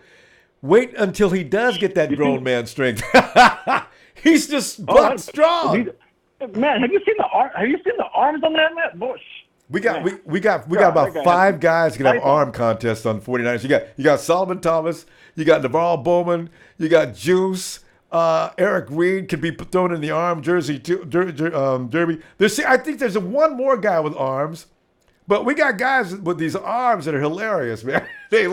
All they do is curl. They should be on Muscle Magazine. I'm telling you, man. Like I said, Ronbo, I am hyped for the season. I'm going to start calling again. Like I said, I'm a first-time caller. Appreciate it, man. I love what you do. I've been listening to you for about 5-6 months. All right. Keep doing what you're doing, bro. I love that shit. Thanks, Jesse. Looking forward to hearing from you again, man. Check us out on Red and Gold Radio when you get a chance, too, okay? Hey, every day. All Monday, right. Tuesdays, Thursdays, Fridays, and Sundays. I got you. All right, bro. You have a great night, Jesse. Have a good night, man. All right. You too. Thank you. Thank you. Let's go to Trez. Trez is going to come up there and run. Hold up. Wait a minute. Ronbo, put some red and gold up in it. I'm back from the back, Ronbo. I'm back from the back. Let's go. Let's get this thing started. Let's get crunky on what's going on. What's the business? We've been celebrating them rookies, man. PFF just went wild. 4 out of 5 of our top players were our rookies, and 2 of them were our first-round draft picks. Nobody even knew about them undrafted free agents coming in there taking over the show. Kendrick Bourne came in behind Solomon Thomas, who got the game ball, as you know. And then, of course, you got Matt Breida. But Joe Williams must have missed the top 5 by inches. Because Smoking Joe, man, good Lord. Yeah, I'm gonna apologize on behalf of NFL Network for not showing any love with us. I'm gonna get with the producer about that. God. But they were just trying to show these young guns that got entered the draft and now entering the league. You know what I'm saying? What they look like on their first debut as quarterbacks. That's all. We kind of understand that. Yeah, You know, I guess you're Rumbo, right. that's what we want to be. That's what we want to be, Rumbo. We want to be up under the radar. We don't want to be on the radar. We want to be up under. We want to catch a whole lot of teams by surprise. You see what I'm saying? Yeah. We don't need to be up there like, okay, the Niners is back. Check out. No. Let's fly below and let's hit them dead in their mouth. And when we leave them, they be like, what the hell is this? Who was that? They ain't the team that was 2-4. What the hell? You know, that's how we want to come. You got me feeling better about it already. The radar. That makes sense. That is exactly why they did that, Trez. I believe you. That makes sense. Don't be that boy is he was a first round draft pick. We got to put him what up. you saying? Yeah, I said they got to say that's a first round draft pick in Patrick Mahomes. So of course we gotta hype him up. 49ers won. Who cares? That's exactly what happened, Trez. That is exactly what happened. Exactly. Yeah. They want to take them young guns out. Everybody hyped about them, you know, how they doing, what did they do. You know, it's cool. We good where we at. You know what I'm saying? We're going to take our position, and we're gonna keep flying under that radar, but we're going to bust motherfuckers straight in their mouth this year. Yeah. But let's get down to the business at hand, Rumbo. Go ahead. Myles Garrett, who? Good point. Was it Solomon or was it Myles? Who's Myles? Did Myles play this week? I watched it. Did he debut? I watched it, Trez. Myles made a couple of plays. I watched that game.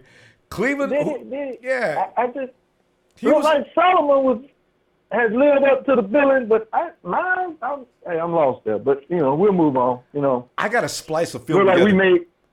You know, Myles Garrett. Oh yeah, look like we made the right choice. I think so because Solomon outplayed him by miles. I watched Cleveland, and I forgot who they played, but I watched that game. He did okay, nothing special. But Solomon did way more than okay. Solomon was instrumental on just about every snap that he was out there. And he was out there for 3 quarters. They played Solomon to death. They didn't even let him. I was a little concerned about that, but I was so entertained. I said, let him stay out there. Good Lord, that boy can play some football. So, you know, it's okay. Whew. God, he was fun. Did you hear our coach? He said that he didn't intend for Solomon to be on the field that long. But Blair got hurt, so he had to put him back in. You know, he said, I didn't really want to showcase him like that. You know, he didn't really want to do it like that. You know, give him a few snaps and get him in there, get him going. But you know, they can game Blair plan. Got hurt. You know, no 3-year player. You know. First thing you know, they'll be trying to game plan against him if they see too much. That's a good point. That was not a good idea. But you know, he looked so good, and and his play of the night, they couldn't stop a man. Solomon came from halfway across the field. Look, y'all get out the way. I'll take him down. I said, what? Solomon came from midfield to come and make that play, and the rest of them clowns. Them other 2 dudes, I'd have told them in the locker room, yo, you guys see what happened? You was on the highlight reel tonight, but you wasn't a part of the highlight. You was a part of the mess up. So I want you guys to get your papers Monday and say goodbye. 49ers aren't playing around. Look what they did with Richard Levy. They told Levy after he got beat up Friday, you are gone. Didn't even wait. I saw waving him, and then I seen the word cut. I says, the 49ers. I think we're gonna cut players. I think we're gonna cut players as we go. I don't think we're gonna wait to the end. I think we're gonna do it the old-fashioned way. We're gonna cut motherfuckers as we go. This is the bottom line. But that's how it needs to be anyway. Oh yeah. If you look like trash and you're playing like trash, throw him in the trash. We'll holler at you. Yeah. Don't put you in the trash. Maybe you catch on with another trash team. You know what I mean? Maybe you can do that. Rashad has to stop running his mouth and start playing football and start making plays. He made up for what he did, but at the same time, hey, I know you're excited, young man, but calm it down. Yep. And let's get to playing football, man. Yeah. Stay within the scheme. Quit running your mouth. Square up. Jam the man. Force him to. All you got to do, if you want to be a great corner in this league, man, all you got to do is go and look at Deion's highlights on how to defend wide receivers. Especially Deion said he explained it how he make the receivers go the way he wants them to go, not where he wants to go. You know what I'm saying? That's right. Disrupt the route, man. Yeah. Push that shoulder. Push that left shoulder. Push that right shoulder. Yeah. Turn that receiver. Make him go where you want him to go. Sick. Control him. If you're going to jam him, That's all you got to do. Learn from the greats. Learn from the greats. Shouldn't have to tell him that. I know. He's a pro. But I've seen anyway. him play better than that, Trez. I don't know what was going on with him that night. You know, I think he's got a new girlfriend. You see that one on you see on Instagram all the time? He didn't have a girlfriend last year, and he played better football. I'm a little worried about that. You know what I'm saying? We got to... Shard, we love you, man. Come on, we know you can play football better. Now when Shard catch this video, I heard y'all talking about me. So, you know, because I see him on Instagram all the time. I hope you hear it loud and clear. We need to. You know what I'm saying? Got to see more action, man. You know, you're going to be a starter this year. You got to make plays, man. Got to make plays. Because, look, everybody in our division done won. The Rams won. Seattle beating the shit out of what's called. We won. I mean, and the Cardinals won. I mean, hey, look, everybody looking good. Must say, first game, we just got to clean up our mess with the penalties. You know, once we clean that up, you know, and we should see everybody playing real solid. You know, should be this next game. We should clean up a lot of that stuff that we had. I'm looking forward to that. I took a little blame for some, but yeah, I like what I see. Yeah, it'll get better. And my partner was saying, I said something about some running backs. I haven't addressed these running backs that we currently have. You know, one time I got slammed across the head because I said something about one of them, so I left that wrong. Right? Wait, real quickly though, Trez, which running back did you say something about? Let's save it. Wait. Let's save it. You know what? I hit him across the head when I said something about Carlos. Okay, let's save it for Monday Night Raw because that could get into a. Yes, sir. Yeah. They get into something. Yeah. Hey, man, I want to send a special shout out to my boy Joseph. Special shout out to Joseph. Special shout out to my tag team partner. You know what I'm saying? Always that. The hell, the Chief, Toby, always. You know, Tito, the whole crew, man. Everybody, man. All the now Empire. You know, shout out to everybody, man. That's all I got for tonight, Ronbo. I'm gonna tell you the rest of it for Monday Night Raw, and we out of here. I'm gone. Looking for you, Trez. Have a good night, man. Appreciate you.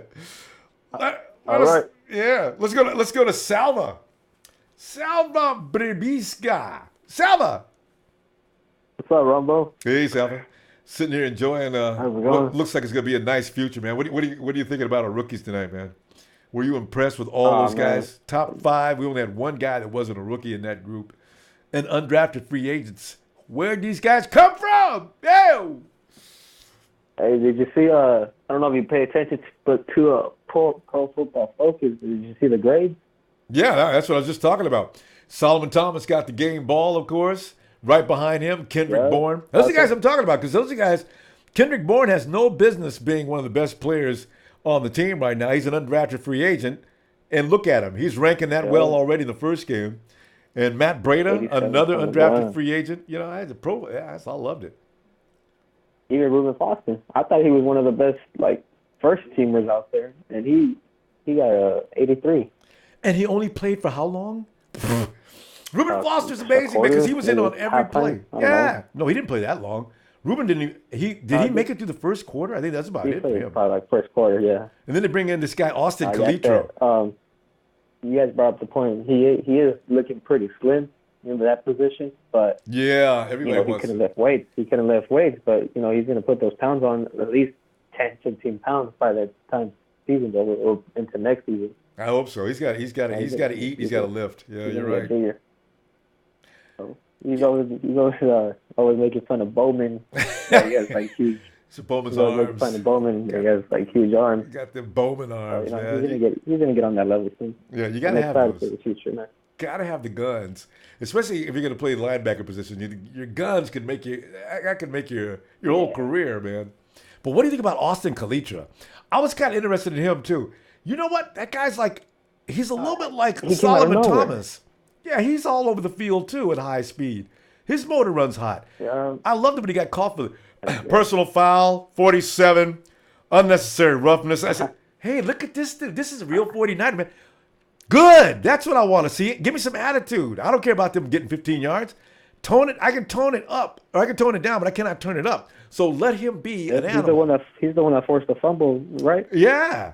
And threw the man out of bounds with extreme prejudice. I loved it. So we got Ronbo, but I got a bold prediction for you. All right, I love bold predictions. What is it? We're gonna lead the NFL in rushing yards. We're going to lead the NFL in rushing yards? Yep. I like We're that. going to be the number 1 rushing team. There you go. I like that. You know, last year we were top 4, right? True. Chip Kelly Niners.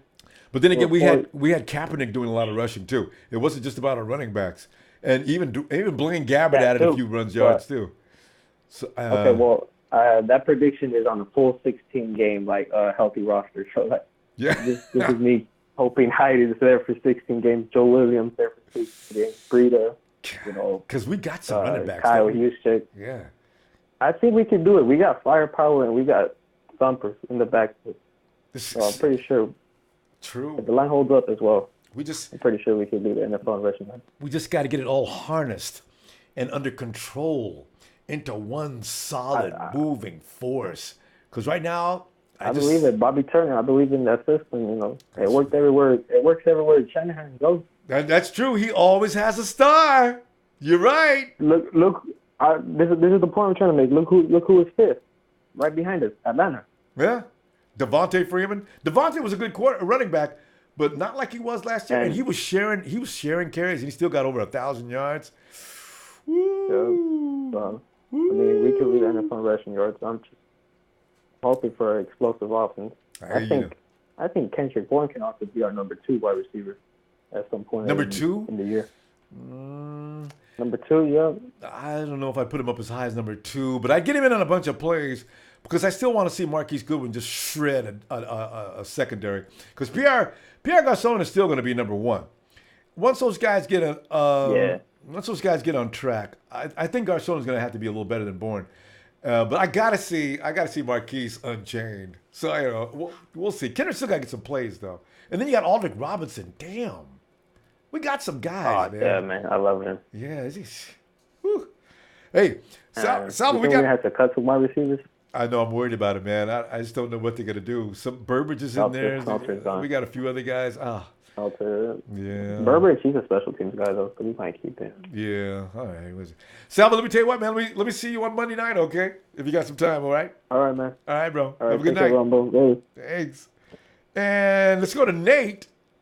Nate. Hey, what's up? Can you hear me? Yeah, Ronbo? I can hear you, Nate. Yeah, I can hear you, man.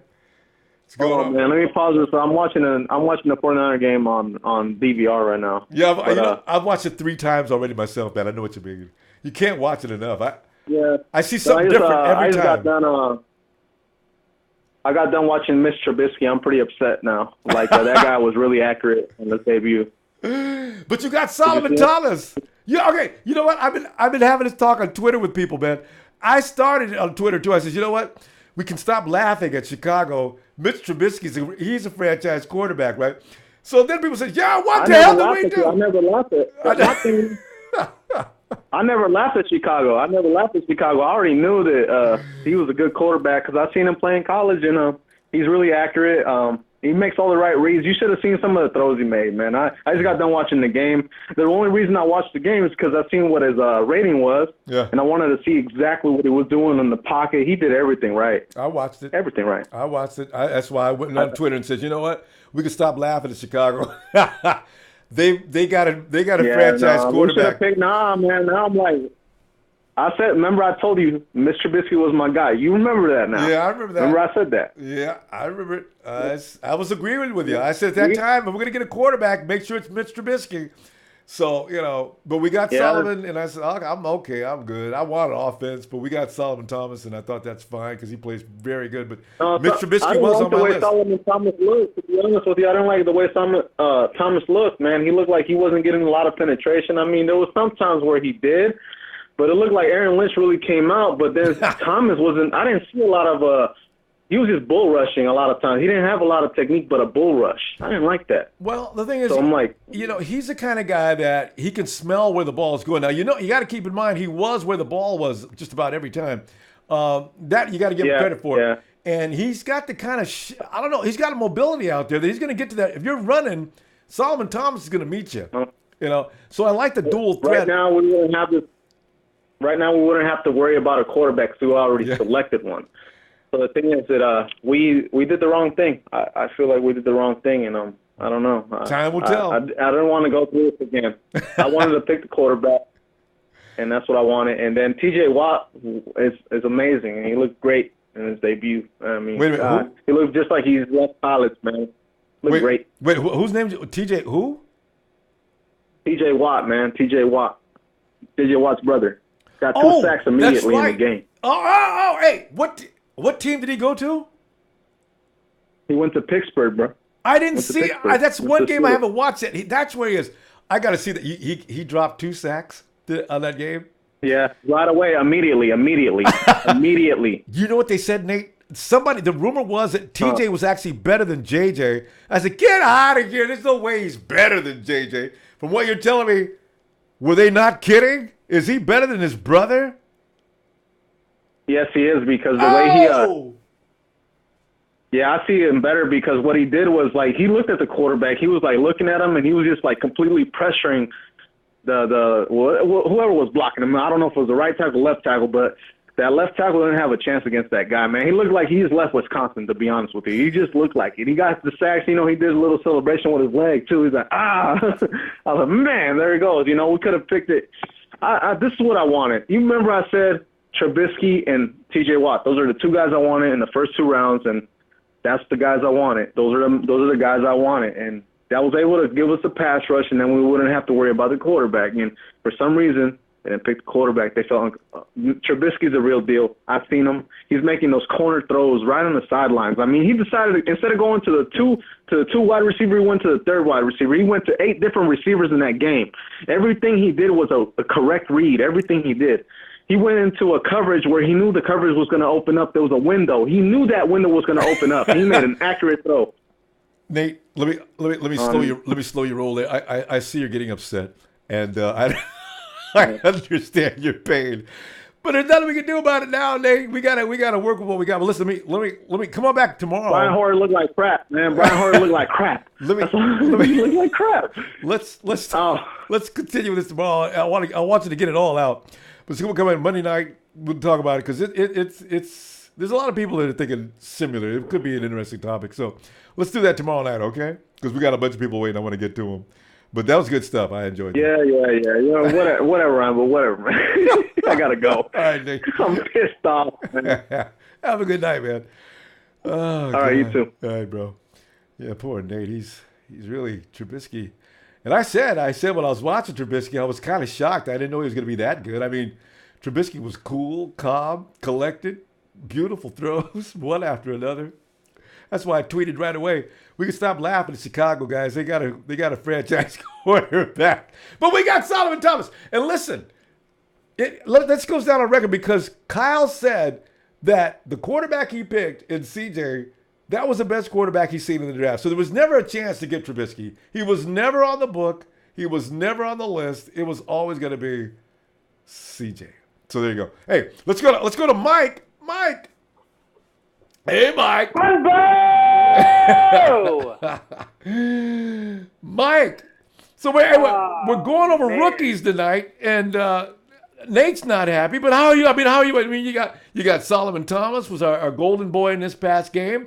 You got a receiver. We didn't know anything about Kendrick Bourne. He did a great job. And, of course, we got a great running back to add to our slew of running backs in Matt Breida. And also, you got Reuben Foster did a great job. So are you grateful? Are you mad, too?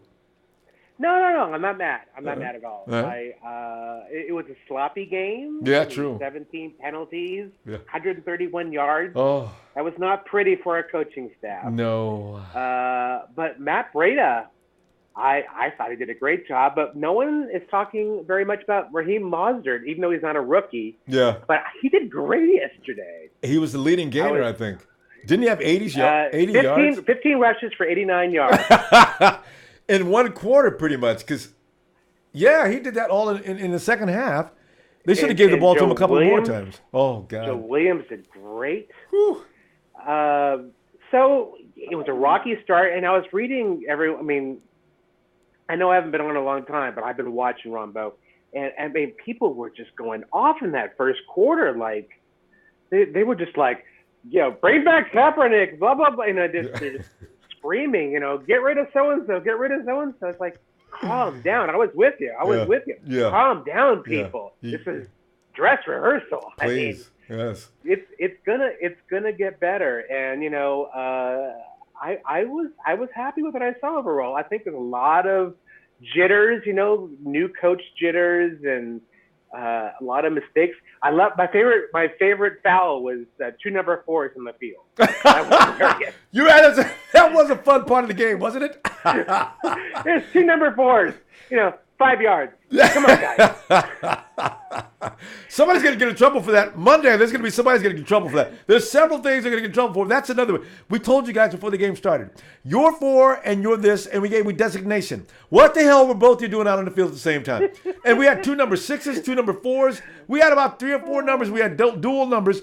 Only the 4 people got it wrong. So, Casey's going, which number 4 is out there?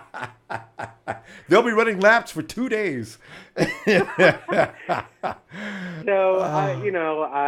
was fun to see a W. It's been a while since we've seen a W in the 49er world. Ain't that the truth? So, I'm excited for the new season. I'm praying for everyone to just get it together and get cohesive, become a team. And I think we saw little lights of that this week, and I'm very excited. Yeah, I agree. They'll be a lot smoother next week. I mean, they first of all, you're leaving town, you're playing in Kansas City. That's another thing people aren't giving me credit for. They're leaving town, they're playing in Kansas City. They're starting off like a Brahma bull being born. He hits the ground. He's already strong as can be, but he doesn't know his own strength yet, right? He finally wobbles up, he gets on his legs.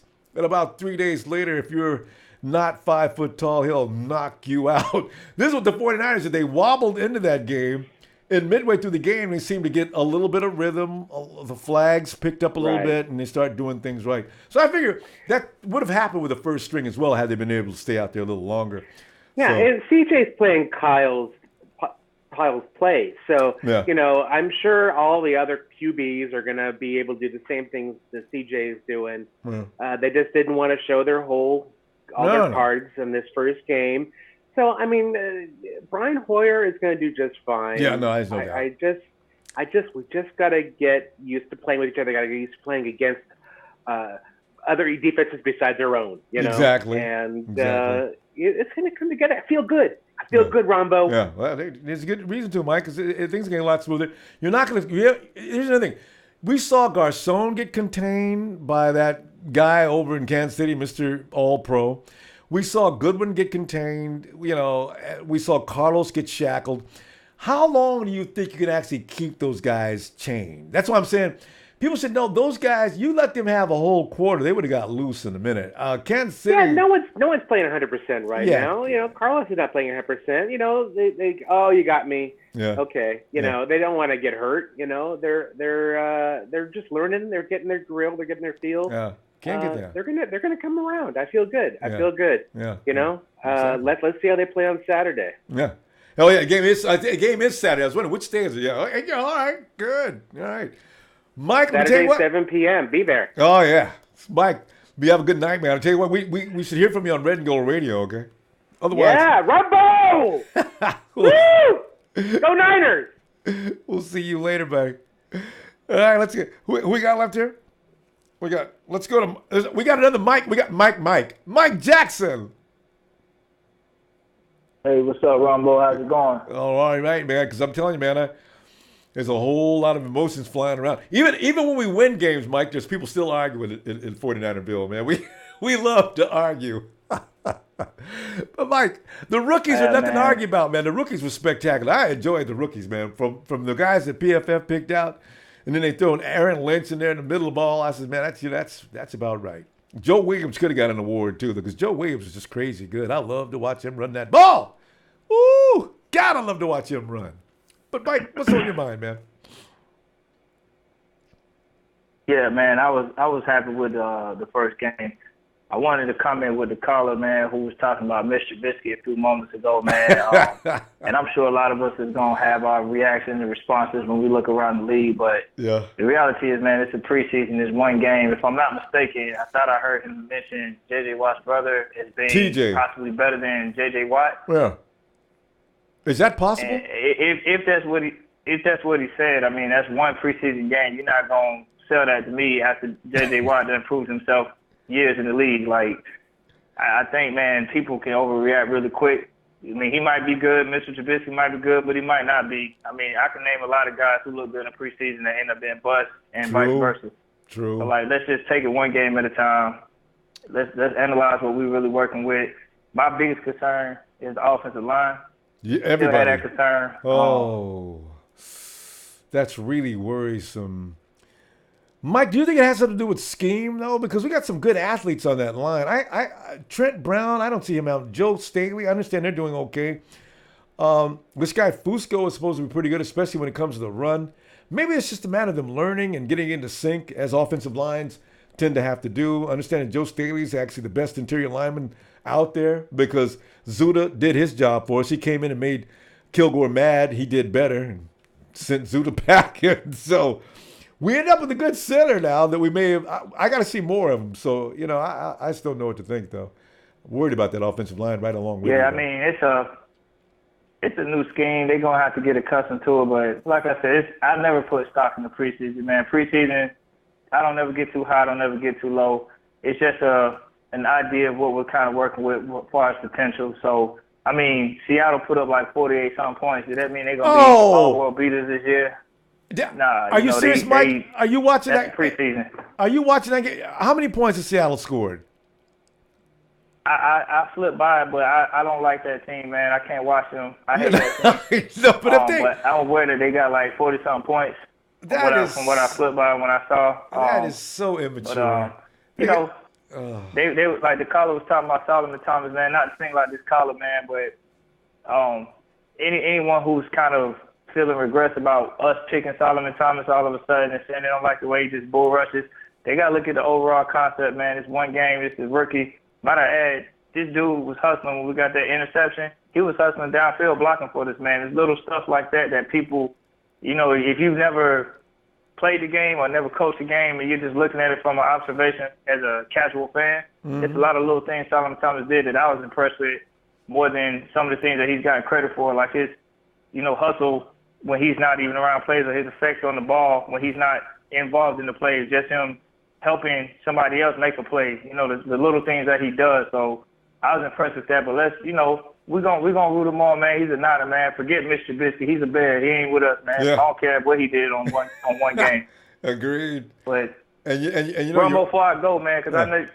I'm sorry. Go ahead, Rumbo. No, I was just saying. And another thing, I didn't want to tell Nate because he was so upset that I didn't want to bother him. But the thing is, actually, Solomon Thomas is the standard. What did Salah say? All gas, no brakes, extreme violence.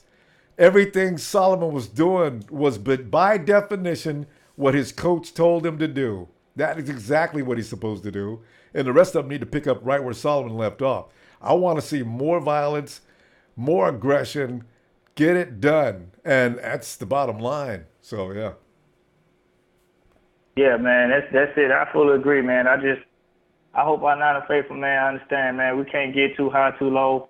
We won the game. I mean, a lot of these people, again, ain't even talking about our rookie Beathard, who had a decent game. He had a pretty good performance to me. Yeah. And like I said, Trubisky and Kaiser, they're getting all the praise. But Beathard had a pretty good performance if you look at what the man did coming in. So, like I said, we ain't worried about it, man. It's one game we won. It's a week by week thing. But before I go, I just want to say, man, as a Niner faithful representing the 49ers down here in Florida, man, in the Sunshine State, I had to make it known, man. I hate the Dallas Cowboys with a passion. I'm already hearing the excuses about Zeke not playing and all this crap, man. Look here.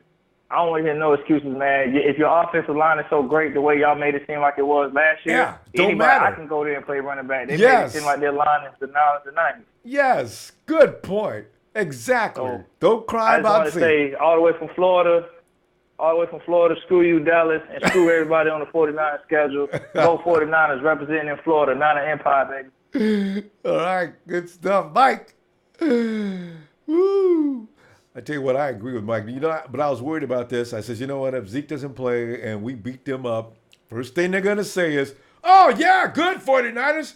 You beat us without our all-pro running back. Go! Whoa! You guys are really good. You know, Just like Mike said, y'all got that all-star front line, so it don't matter who's a running back. I mean, you could put somebody's mama could have ran running back behind that front line, remember? So, you know. Hey, let's go to Joey. Joey! Rumbo! Yeah! Man, what's up? Yeah, I'm telling you, man, we're just good. Enjoying this past game, man. We had some outstanding rookie performances, and we're a team that has no talent. But you can tell you one thing, we got some seeds, even if we don't. We had some great performances from some of our vets, too. That's what's so good, man. Because I tell you, Aaron Lynch is so good. I never stopped supporting him. I just want to go down on record right now, Joey. I never stopped supporting Aaron Lynch, even when Grant Cohn was putting out those nasty little notes on him every week. I was in Grant's face. I said, Grant, could you be overreacting? The season doesn't start for another, month and a half. So, now Grant's looking very silly. I can't wait to see what he has to say about this game. I haven't checked him out yet. Yes! Go look for Grant Cohn! Joey, what's on your mind, though, man? That's what you tweeted him. No, he wasn't. Him, right? No, I didn't go after. I didn't go after Grant. There was another guy. Went up the guy on NFL Network. I shot and another guy too. I shot. I go after those writers, man. I can't stand it. Some of them won't write. Grant, I went after last year. He won't respond to me anymore. He's responded once to me, and he wasn't happy. So, now he sees my name, and I'm surprised he hasn't blocked me. There's about 5 guys. I can't believe they didn't block me. Yeah. So Hey, so what do you think of Williams Jr. The tackle? Oh, Daryl, yeah, he's good. He's gonna make the team, man. Because they're not gonna get rid of any quality offensive linemen. Yeah, and I'd rather have him there than Gary Gilliam Jr. Because if he's a tackle, and I can't imagine anybody hurting Trent Brown because he's unhurt. Yeah, Gilliam. He's Trent Brown's. He's trash. Yeah, he's garbage. He's less than garbage. He's Trent's backup. What we need to do to Gilliam is Trey and me to hoist him up like they used to do in the Shield, and then power bomb him through the fucking table in the garbage. That's what we need to do to Gilliam. Because you can't trade him. Yeah, everybody knows he's one of the guys that gets Russell Wilson killed every year. So I tell you. Yeah. Oh man. So this guy Daryl Jr. Daryl Williams Jr. I got a feeling he's going to make the team. Got to. Yeah, I like him. And Theus can say goodbye. You know what? If I got Daryl, that's it right there. It's Theus. Williams makes the team, and Theus is out of here because John looked terrible, man. Oh, he was getting abused. What about Barnes? He's got to go too. Yeah, on that video. He plays center. Oh man, that was Tim Barnes. He has to go too. Yeah, Tim's weak, but he plays center, and I don't know. Centers, that's a high commodity on the roster right now. I don't know if they're going to want to get him. They've also got Babels to play center. He's who? Did you know that? Who? The Niners. The game's being re-aired right now. Oh, is that right? Well, they probably feel bad about having made Mahomes look like the star of the goddamn game. So if NFL Network, maybe they'll write it up differently the second time. That was so strange. So yeah. Hey, what do you think of? Well, I was watching your live show where on the YouTube on your page, and you were going off on Bibbs. What was he doing? Because I missed the game because I was at work. But what did Bibbs do? Capri that got you so upset. There was something Capri did. He either missed a block or he did something really strange. And the announcers were all over him. I said, Capri, what did he do? It wasn't a fumble. I forgot exactly what he did. I got over it. Because Bibbs is, you know what? Of the running backs, Bibbs has got one more or two more times. It's the end of the season. Bibbs has probably got one more time to look like he did this last week. Bibbs has been in the league too long to be playing like he was playing. I remember what he did really upset me. I forgot exactly what did he do. But yeah, he's on thin ice. Especially when I got Matt Breida doing a great job. Joe Williams he's not even in the mix for being cut. Yeah, Joe did a good job. Yeah, and you got Carlos. And what was the second turnover that we got? I saw the interception, but what was the second? I guess we had a fumble. Where was that at? I missed that. Wait a minute. We had 2 turnovers? No, wait. Did the 49ers have a turnover in that game? No. We forced 2 turnovers. We forced 2. Yeah. 49ers. We forced 2. And Kalitra, the guy Austin Kalitra, we just picked him up. Austin knocked the bejesus out of this dude, and the ball flew out. And I think Kalitra still made the recovery on that play as well. Wow. And there was another fumble, too. in the beginning where it was the backwards pass, and then we got it, and then they said, "Oh no, it was incomplete." I got the Bibbs thing here. It was Bibbs. That's right. Bibbs missed a block on the punt team, and the edge guy blocked the punt. That's what it was. We were trying to.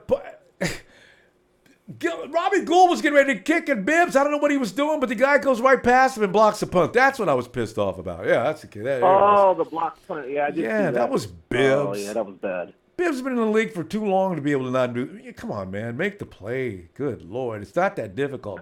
Just make. Bibbs may be a little annoyed that he didn't get into the game to run the ball, so he just. What happened to Rashard Robinson? He got burned 3 times in the first 5 minutes of the game. No, I have no idea. Rashard, you know what? I hope Rashard. He should address that. Actually, they should hold a media conference. Yeah. Wait a minute. Did they hold a media conference with the 40? He has to stop doing those selfie videos on his Instagram page, where he's taking videos of himself going into the damn stadium and worry about who the hell he's guarding. That's what he needs to do. Rashard is a showman. Right? Did we have a press conference about this game yet? I don't think so, did we? Yeah. Because I'm sure they would have asked Rashard about that. You see all his Instagram videos? He has like a couple of them where one he was going into the Niners stadium, videoing himself. Then there was another one where the whole team was behind him. There was Bowman, and like you can see the whole damn team behind him, and he's videoing like him before I guess the coaches went in or whatever, and you could see Bowman's just shaking his head. No, Rashard's got to come. What's funny about it, right? What's funny about it is you can see like all the comments like that people are writing, and then on one of the comments, someone writes, "Tell Bo to smile," and then he turns around and he looks at Bowman and he says, "Hey, so and so says you need to smile," and then he just like did this like smirk. Yeah, Bo says, "I'm serious, man. I'm here to play." Okay, Joey, we gotta go, man. Yeah. Tell you what, Joey, let me see you tomorrow night, okay? All right, buddy. You have a good one. Have a good night. Go Niners. Dude, thanks, Joey. All right, let's go to Michael. Is that Michael? Ronbo. Hey, Michael. How you doing, man? What's going on, man? I'm doing great. Football is back. Even if it's just preseason right now, we'll take it, right? Sure will, man. All the snaps we can get, I'm ready for it. I've been waiting for months. And the rookies look good. I was really... And actually, well, did we have any veterans besides... I guess... Our veteran presence was only from Aaron Lynch, who put on the biggest show. I'm trying to think of somebody else. Aldrick Robinson put on a show. I guess he could be considered a veteran. And yeah, I mean, Aaron Lynch and Solomon Thomas, those two guys defensively that were just all over the field. I mean, just you saw them everywhere, you know. And Solomon, it was impressive to see his explosiveness and his athleticism. And the way that guy plays, I think he's going to be the kind of a guy that can take over a game. And Aaron Lynch looks like he's on top of it right now. I like it a lot. Down to 270, he's moving really well. Yeah, and Michael, did you appreciate that one? The offensive lineman had sort of steered him right on past the play. Aaron reaches back with all that length and throws that QB into the dirt. Oh, my God, Aaron Lynch is back. That was incredible, the way he just reached out with all that length and just grabbed him and threw him. Yeah, that was awesome. That was awesome. What kind of power? Some of the other guys that I thought stood out, too, were Aldrick Robinson had a terrific game, I thought, and nice Trent Taylor. Taylor stood out. Yeah. And, you know, this is the first time that I've actually gotten to see Joe Williams actually hit that perimeter, man. Woo! And that guy's got some speed. Oh. Wow. He's got that kind of acceleration. I don't think I made the comparison. I said, maybe I went too far. Did you ever see the Los Angeles Rams running back, the big kid? With always with Not talking about Gurley, are you? No. This is the Rams from way back, the Hall of Famer running back. Eric Dickerson? Dickerson. Did he remind you of Dickerson? Dickerson used to look like he was standing kind of straight up. Go ahead. I'm sorry. Dickerson always looked like he was standing straight up, moving smoothly as just really smooth, and just cutting through like a hot knife through butter. I said, "Whoa, who does he remind you of?" That's Dickerson. Yeah, you're right. And, you know, he does have that upright running style. Exactly. And he also, I didn't realize this until actually it might have been Tim Ryan that pointed it out, but they were talking about the size of his legs and his lower body. Yeah, And apparently he's got some tree trunk type legs, Yeah. you know, that's a good thing right there. Yeah. I mean, so breaking some tackles, you know. He was amazing. And you know who else is really strong? Matt Breida. They say in the weight room, it's an incredible amount. He can lift an incredible amount of weight, because I was worried about whether he'd be strong enough.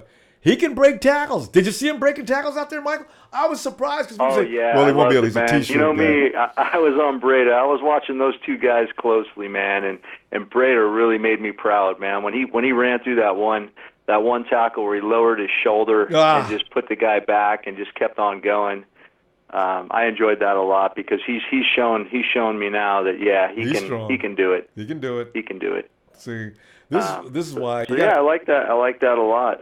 C.J. Beathard was out there, and Yeah. I think he's looking pretty darn good himself. He's coming along. I don't think there's any worries about Hoyer, though. I didn't expect the pass game to be too sophisticated out there, and I think they were just doing some quick slants and things like that. And Hoyer didn't make any horrible passes. His passes were that's the thing. out in front of the receiver. It's just the receiver was covered. Yeah, exactly. That's what I saw. That's what I said. What is this about Hoyer? He did everything he was supposed to do, and Curley made a catch, and they called it back because of a flag. There was nothing wrong with what he was doing. He wasn't out there very long, and he had no run game, Michael. It's so funny because the other two quarterbacks had runners. Breida was doing a good job for CJ, and also Joe Williams came in there. He did a good job. So he had a little game a little running game, so the secondary could be played honestly. So it's a little difference. Yeah, exactly. The only thing that bothered me a little bit was I went back because the first two stretch plays that they ran with Carlos Hyde totally got shut down. Totally is right. I wanted to see who that was on, and it was on Trent Brown. I watched Trent Brown 2 times. I watched the defender disengage from Trent Brown and go into the backfield and stop Carlos Hyde.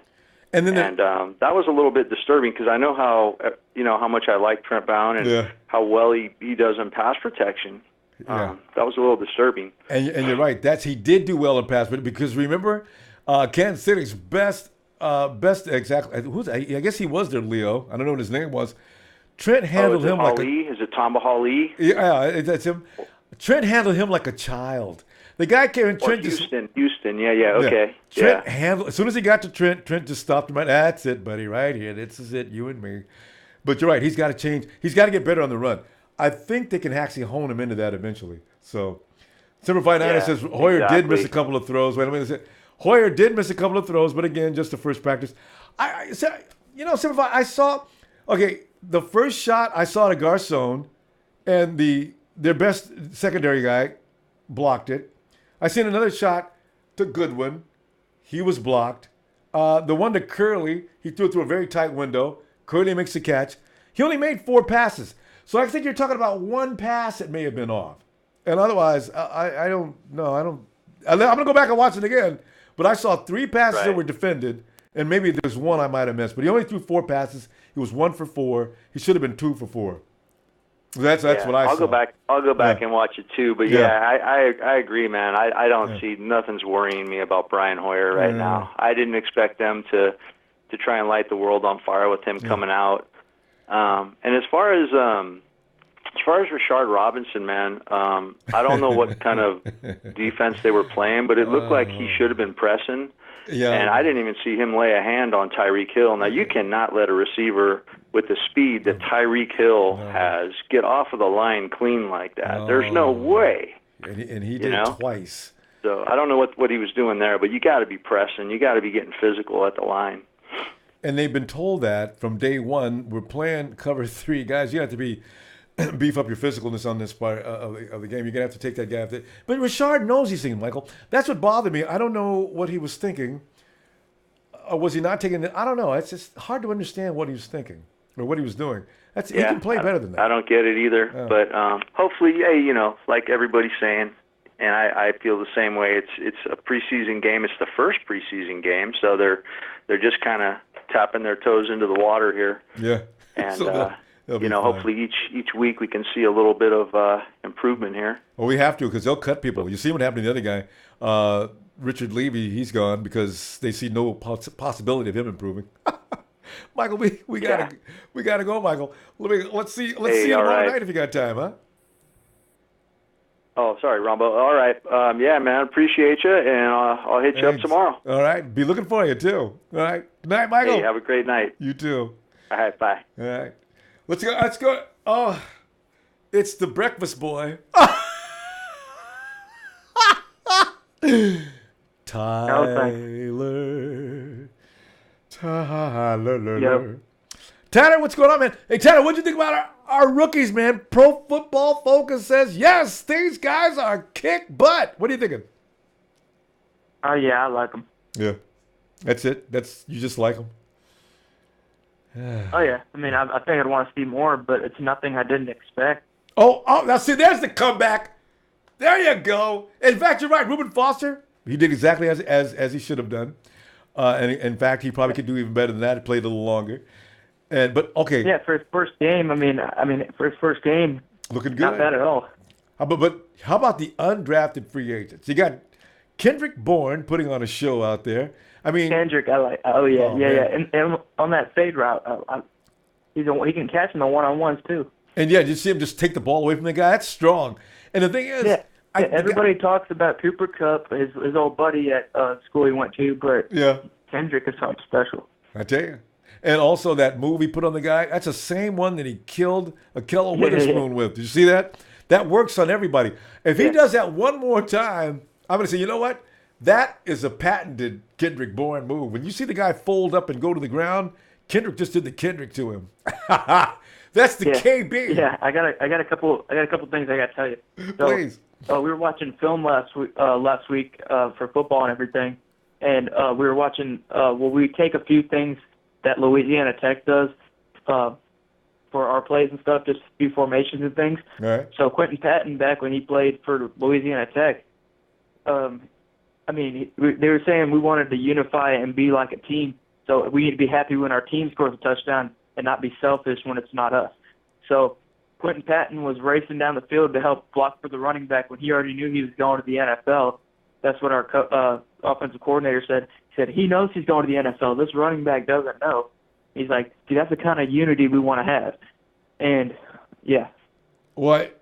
So I thought you were going to round that up by saying you made a play and you went down running down the field and you made a block. And in the end zone, did you do the QP dance? QP didn't have the ball. He went down to block. He still celebrated. QP celebrated as hard as the guy who made the touchdown sometimes. I used to always love when he walked over to Curly and he was just doing this thing. But I said, this is hilarious. QP's a fun guy. I kind of miss him already.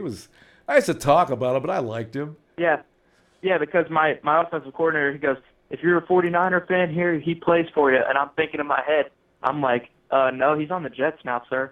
And he's not there either. I don't know where QP is. I don't know if he's with a team now. He's on the Jets. Oh, he is with the Jets. No, he got cut. You know. No, he got cut. What? You didn't know? First they waived him and then they cut him. He got hurt and then they waived him. And I guess he cleared waivers and that wasn't good enough because they thought he'd been picked up, I guess. Quinn, we're sorry. You got to go. And then they cut him. So I don't know where he is. I got some good news for you. What's that? I was watching Jeremy Curley's live video today. And he was talking, and then he's like, comment that record you think is going to be in a live chat. He goes, and then somebody said 2-14, like it was like a Hawks fan or something. Yeah. 2-14, nah, we're going to be much better than that. He's like, I say 10-6, maybe 11-5. He's like, y'all don't even know about Coach Shanahan, man. And then he goes, and then Jeremy said, I'm going to laugh on the first play against the Panthers when Marquise scores a 99-yard touchdown. Tell you, man, I'm looking for that too. Because 10-6, Jeremy's got to stick with that. That's right. I've got to get off my 9-7. I keep forgetting I said 9-7. I said, as soon as Jeremy said 10-6, I'm rolling with 10-6 too. I'm staying with it. I got to remember that. He said maybe 11-5. He said that today. Okay, but I mean, maybe Jeremy needs to calm down a little bit. I want to stay with him with 10-6, 11-5. Yeah, but it was funny because he's like, y'all don't even know, and then he's like, he's right about that. He's like, he goes, I'm gonna laugh when Marquise scores a 99-yard touchdown on the first play against the Panthers. See, because these things are possible, and we haven't even seen Juice do anything. Something is up. I really, man, watch and see. They're trying That's why they had that other fullback in for CJ. McCloskey. Because they don't want to give away what they're doing with him. Yep, it's going to be very interesting. It's a vanilla offense. They're not opening that playbook at all. They're just doing a basic general offense. You could tell because the quarterbacks were just spitting out the words quick. Yeah, I know. It's not no 15-word plays that they need. True. It's strictly vanilla. You're right. Okay. Yeah, and it was awesome because when you think about it, Marquise could do that at the beginning of every game. Kyle could have a plan where he wants him to blow the top off the corner on the first play on every play of every game, and see if they could do that every single game. Too much. Well, Tyler, we got to go. Let me see you tomorrow if you get some time. Will you please? Oh yeah. All right, Tyler. Have a good night. There's Tyler out in Illinois. What is it? 2:00 in the morning? Oh God, my goodness. Let's. Hey, Jay. What up, Mike? What it is, Rambo? Yo, man, I'm just sitting back here laughing because the 49ers went in there and played bad football and still came out with a 10-point win. AJ, a win? AJ, That is funny. It is funny, right? I can. Usually when we play bad, we've been getting our brains beat out in the past. We played bad, we got just what we got. Played bad, lost bad, 49ers went in there and played with a lot of high energy, but we're making a lot of stupid mistakes and still won. The Kansas City Chiefs, I'm going to watch them next week. If they win next week, I'm going to feel all the more better, AJ.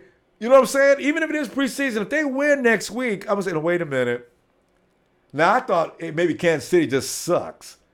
But they win this week, and we beat the hell out of them last week. Rookies against rookies. So, I mean, okay. I'd feel better then. So, we'll see.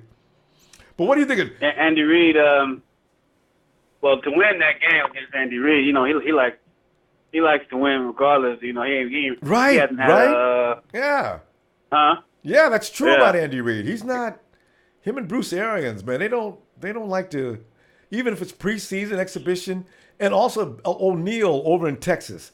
They don't like to ever lose. They be bringing the starters back on the field like he did last year against us. We played them in that first game. I said, what? O'Neal takes us real serious in the preseason, don't he? He still got some of his starters out there in the fourth quarter. That is BS. So, some coaches are like that. You're right. Speaking of Bruce Arians, man, that Arizona they look dangerous as shit. Yeah, they I got that on record. I recorded the games for studying purposes on all the teams. I got to go back home now. I just left, get some gas and went to work or whatnot. But, man, I'm going to go study some of them games like Seattle. I didn't watch none of that. The Oakland Raiders against Arizona, man, that one was whew. I enjoyed that. Arizona is no joke. I enjoyed that. Yeah, Arizona ain't no joke, man. Because they was beating the Raiders. I enjoyed that. That little seven, man, that little defense they got some weapons. Oh, bro. Robert Arizona, Demgeechie. What did happen to him last year? Oh man, he was rough against the Raiders. He shut him down. Yeah. Whoa. Ain't no joke, man. Raiders, Arizona, I think will be the one that we got to actually go for instead of Seattle as far as gunning and running and see if we can get. I mean, I haven't seen Seattle until I come home and see what they played against today and what they. Did you watch the Seattle game at all? Chickens, I should say. Seattle's out there showing their ass. They put up. They're nearly 50 points against the San Diego Chargers. I mean, that's just they're out there just going nuts. It's 48-17. Damn. Yeah, they went wild. I'm gonna go watch the game later. If I see one starter past the first quarter, I'm gonna be saying, okay, that's good, Seattle. San Diego's looking at all their rookies and everybody and looking who they're going to cut. You guys are playing your first stringers in the entire first quarter. I'll see. I don't know what they did, but 48-7. San Diego's that kind of strange. That's a beat up. Yeah, that's a beat up. That's a beat up, man. I didn't even know it was that good. Yeah. Hey, so on the speaking of cuts, man. So they cut the dude, the lineman. I think his name is Levy. Levy. Yeah, Richard Levy. Yeah, Richard Levy's gone. Richard Levy got beat. I guess he wasn't that good, huh, Ronbo? You didn't see the game Friday or the 49er game yet? Yeah, I've seen that. I've seen most of that. Yeah. I didn't watch him though. Yeah, he was on there a lot on the front line. He's a tackle, right? Yeah, and he was getting CJ killed. So Richard Levy, he got beat on just about every play. If I'm a coach, you can get beat here and there, but if you're getting beat on every play, you got to say goodnight. So he's out. Okay.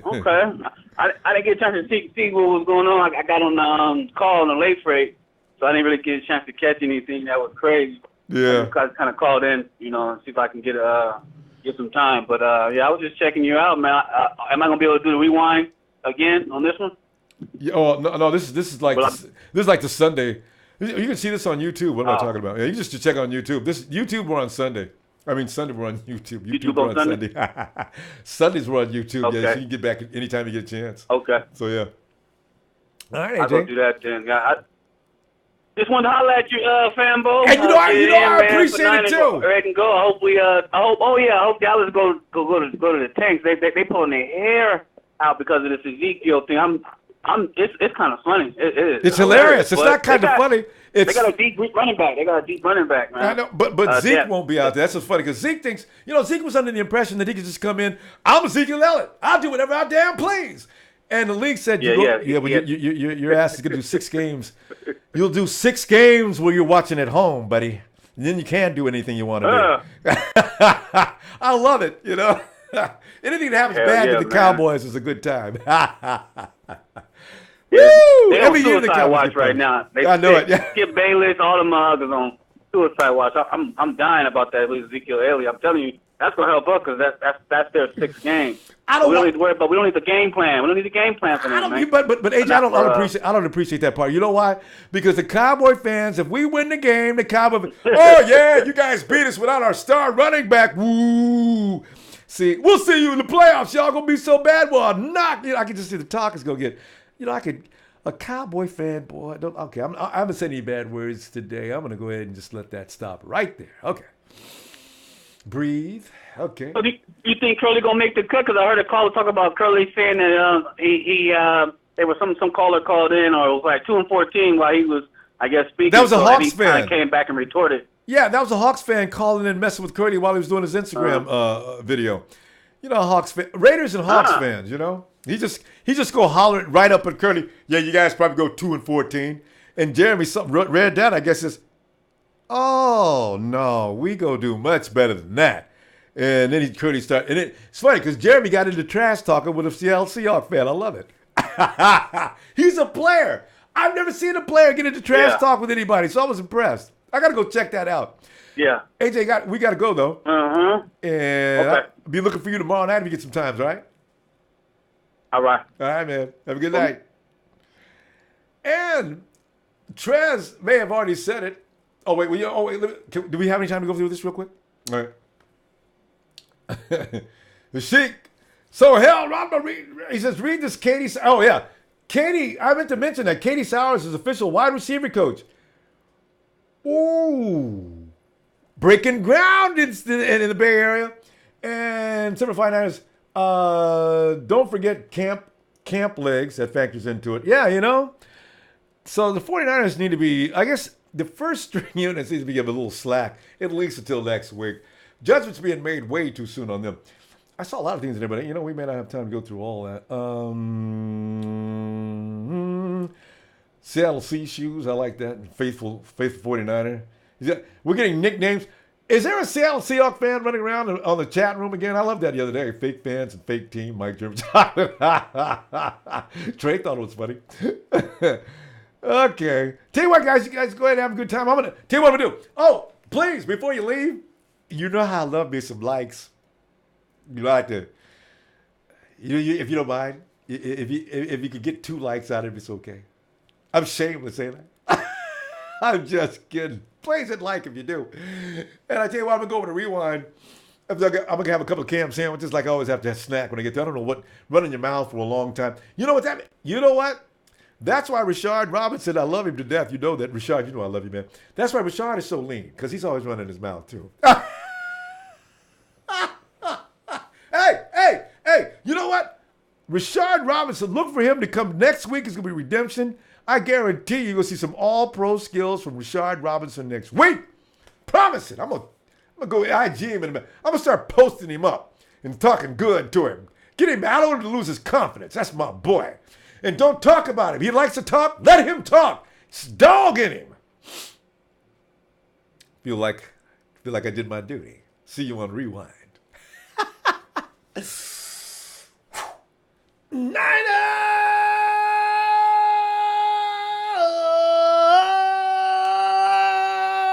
Zah.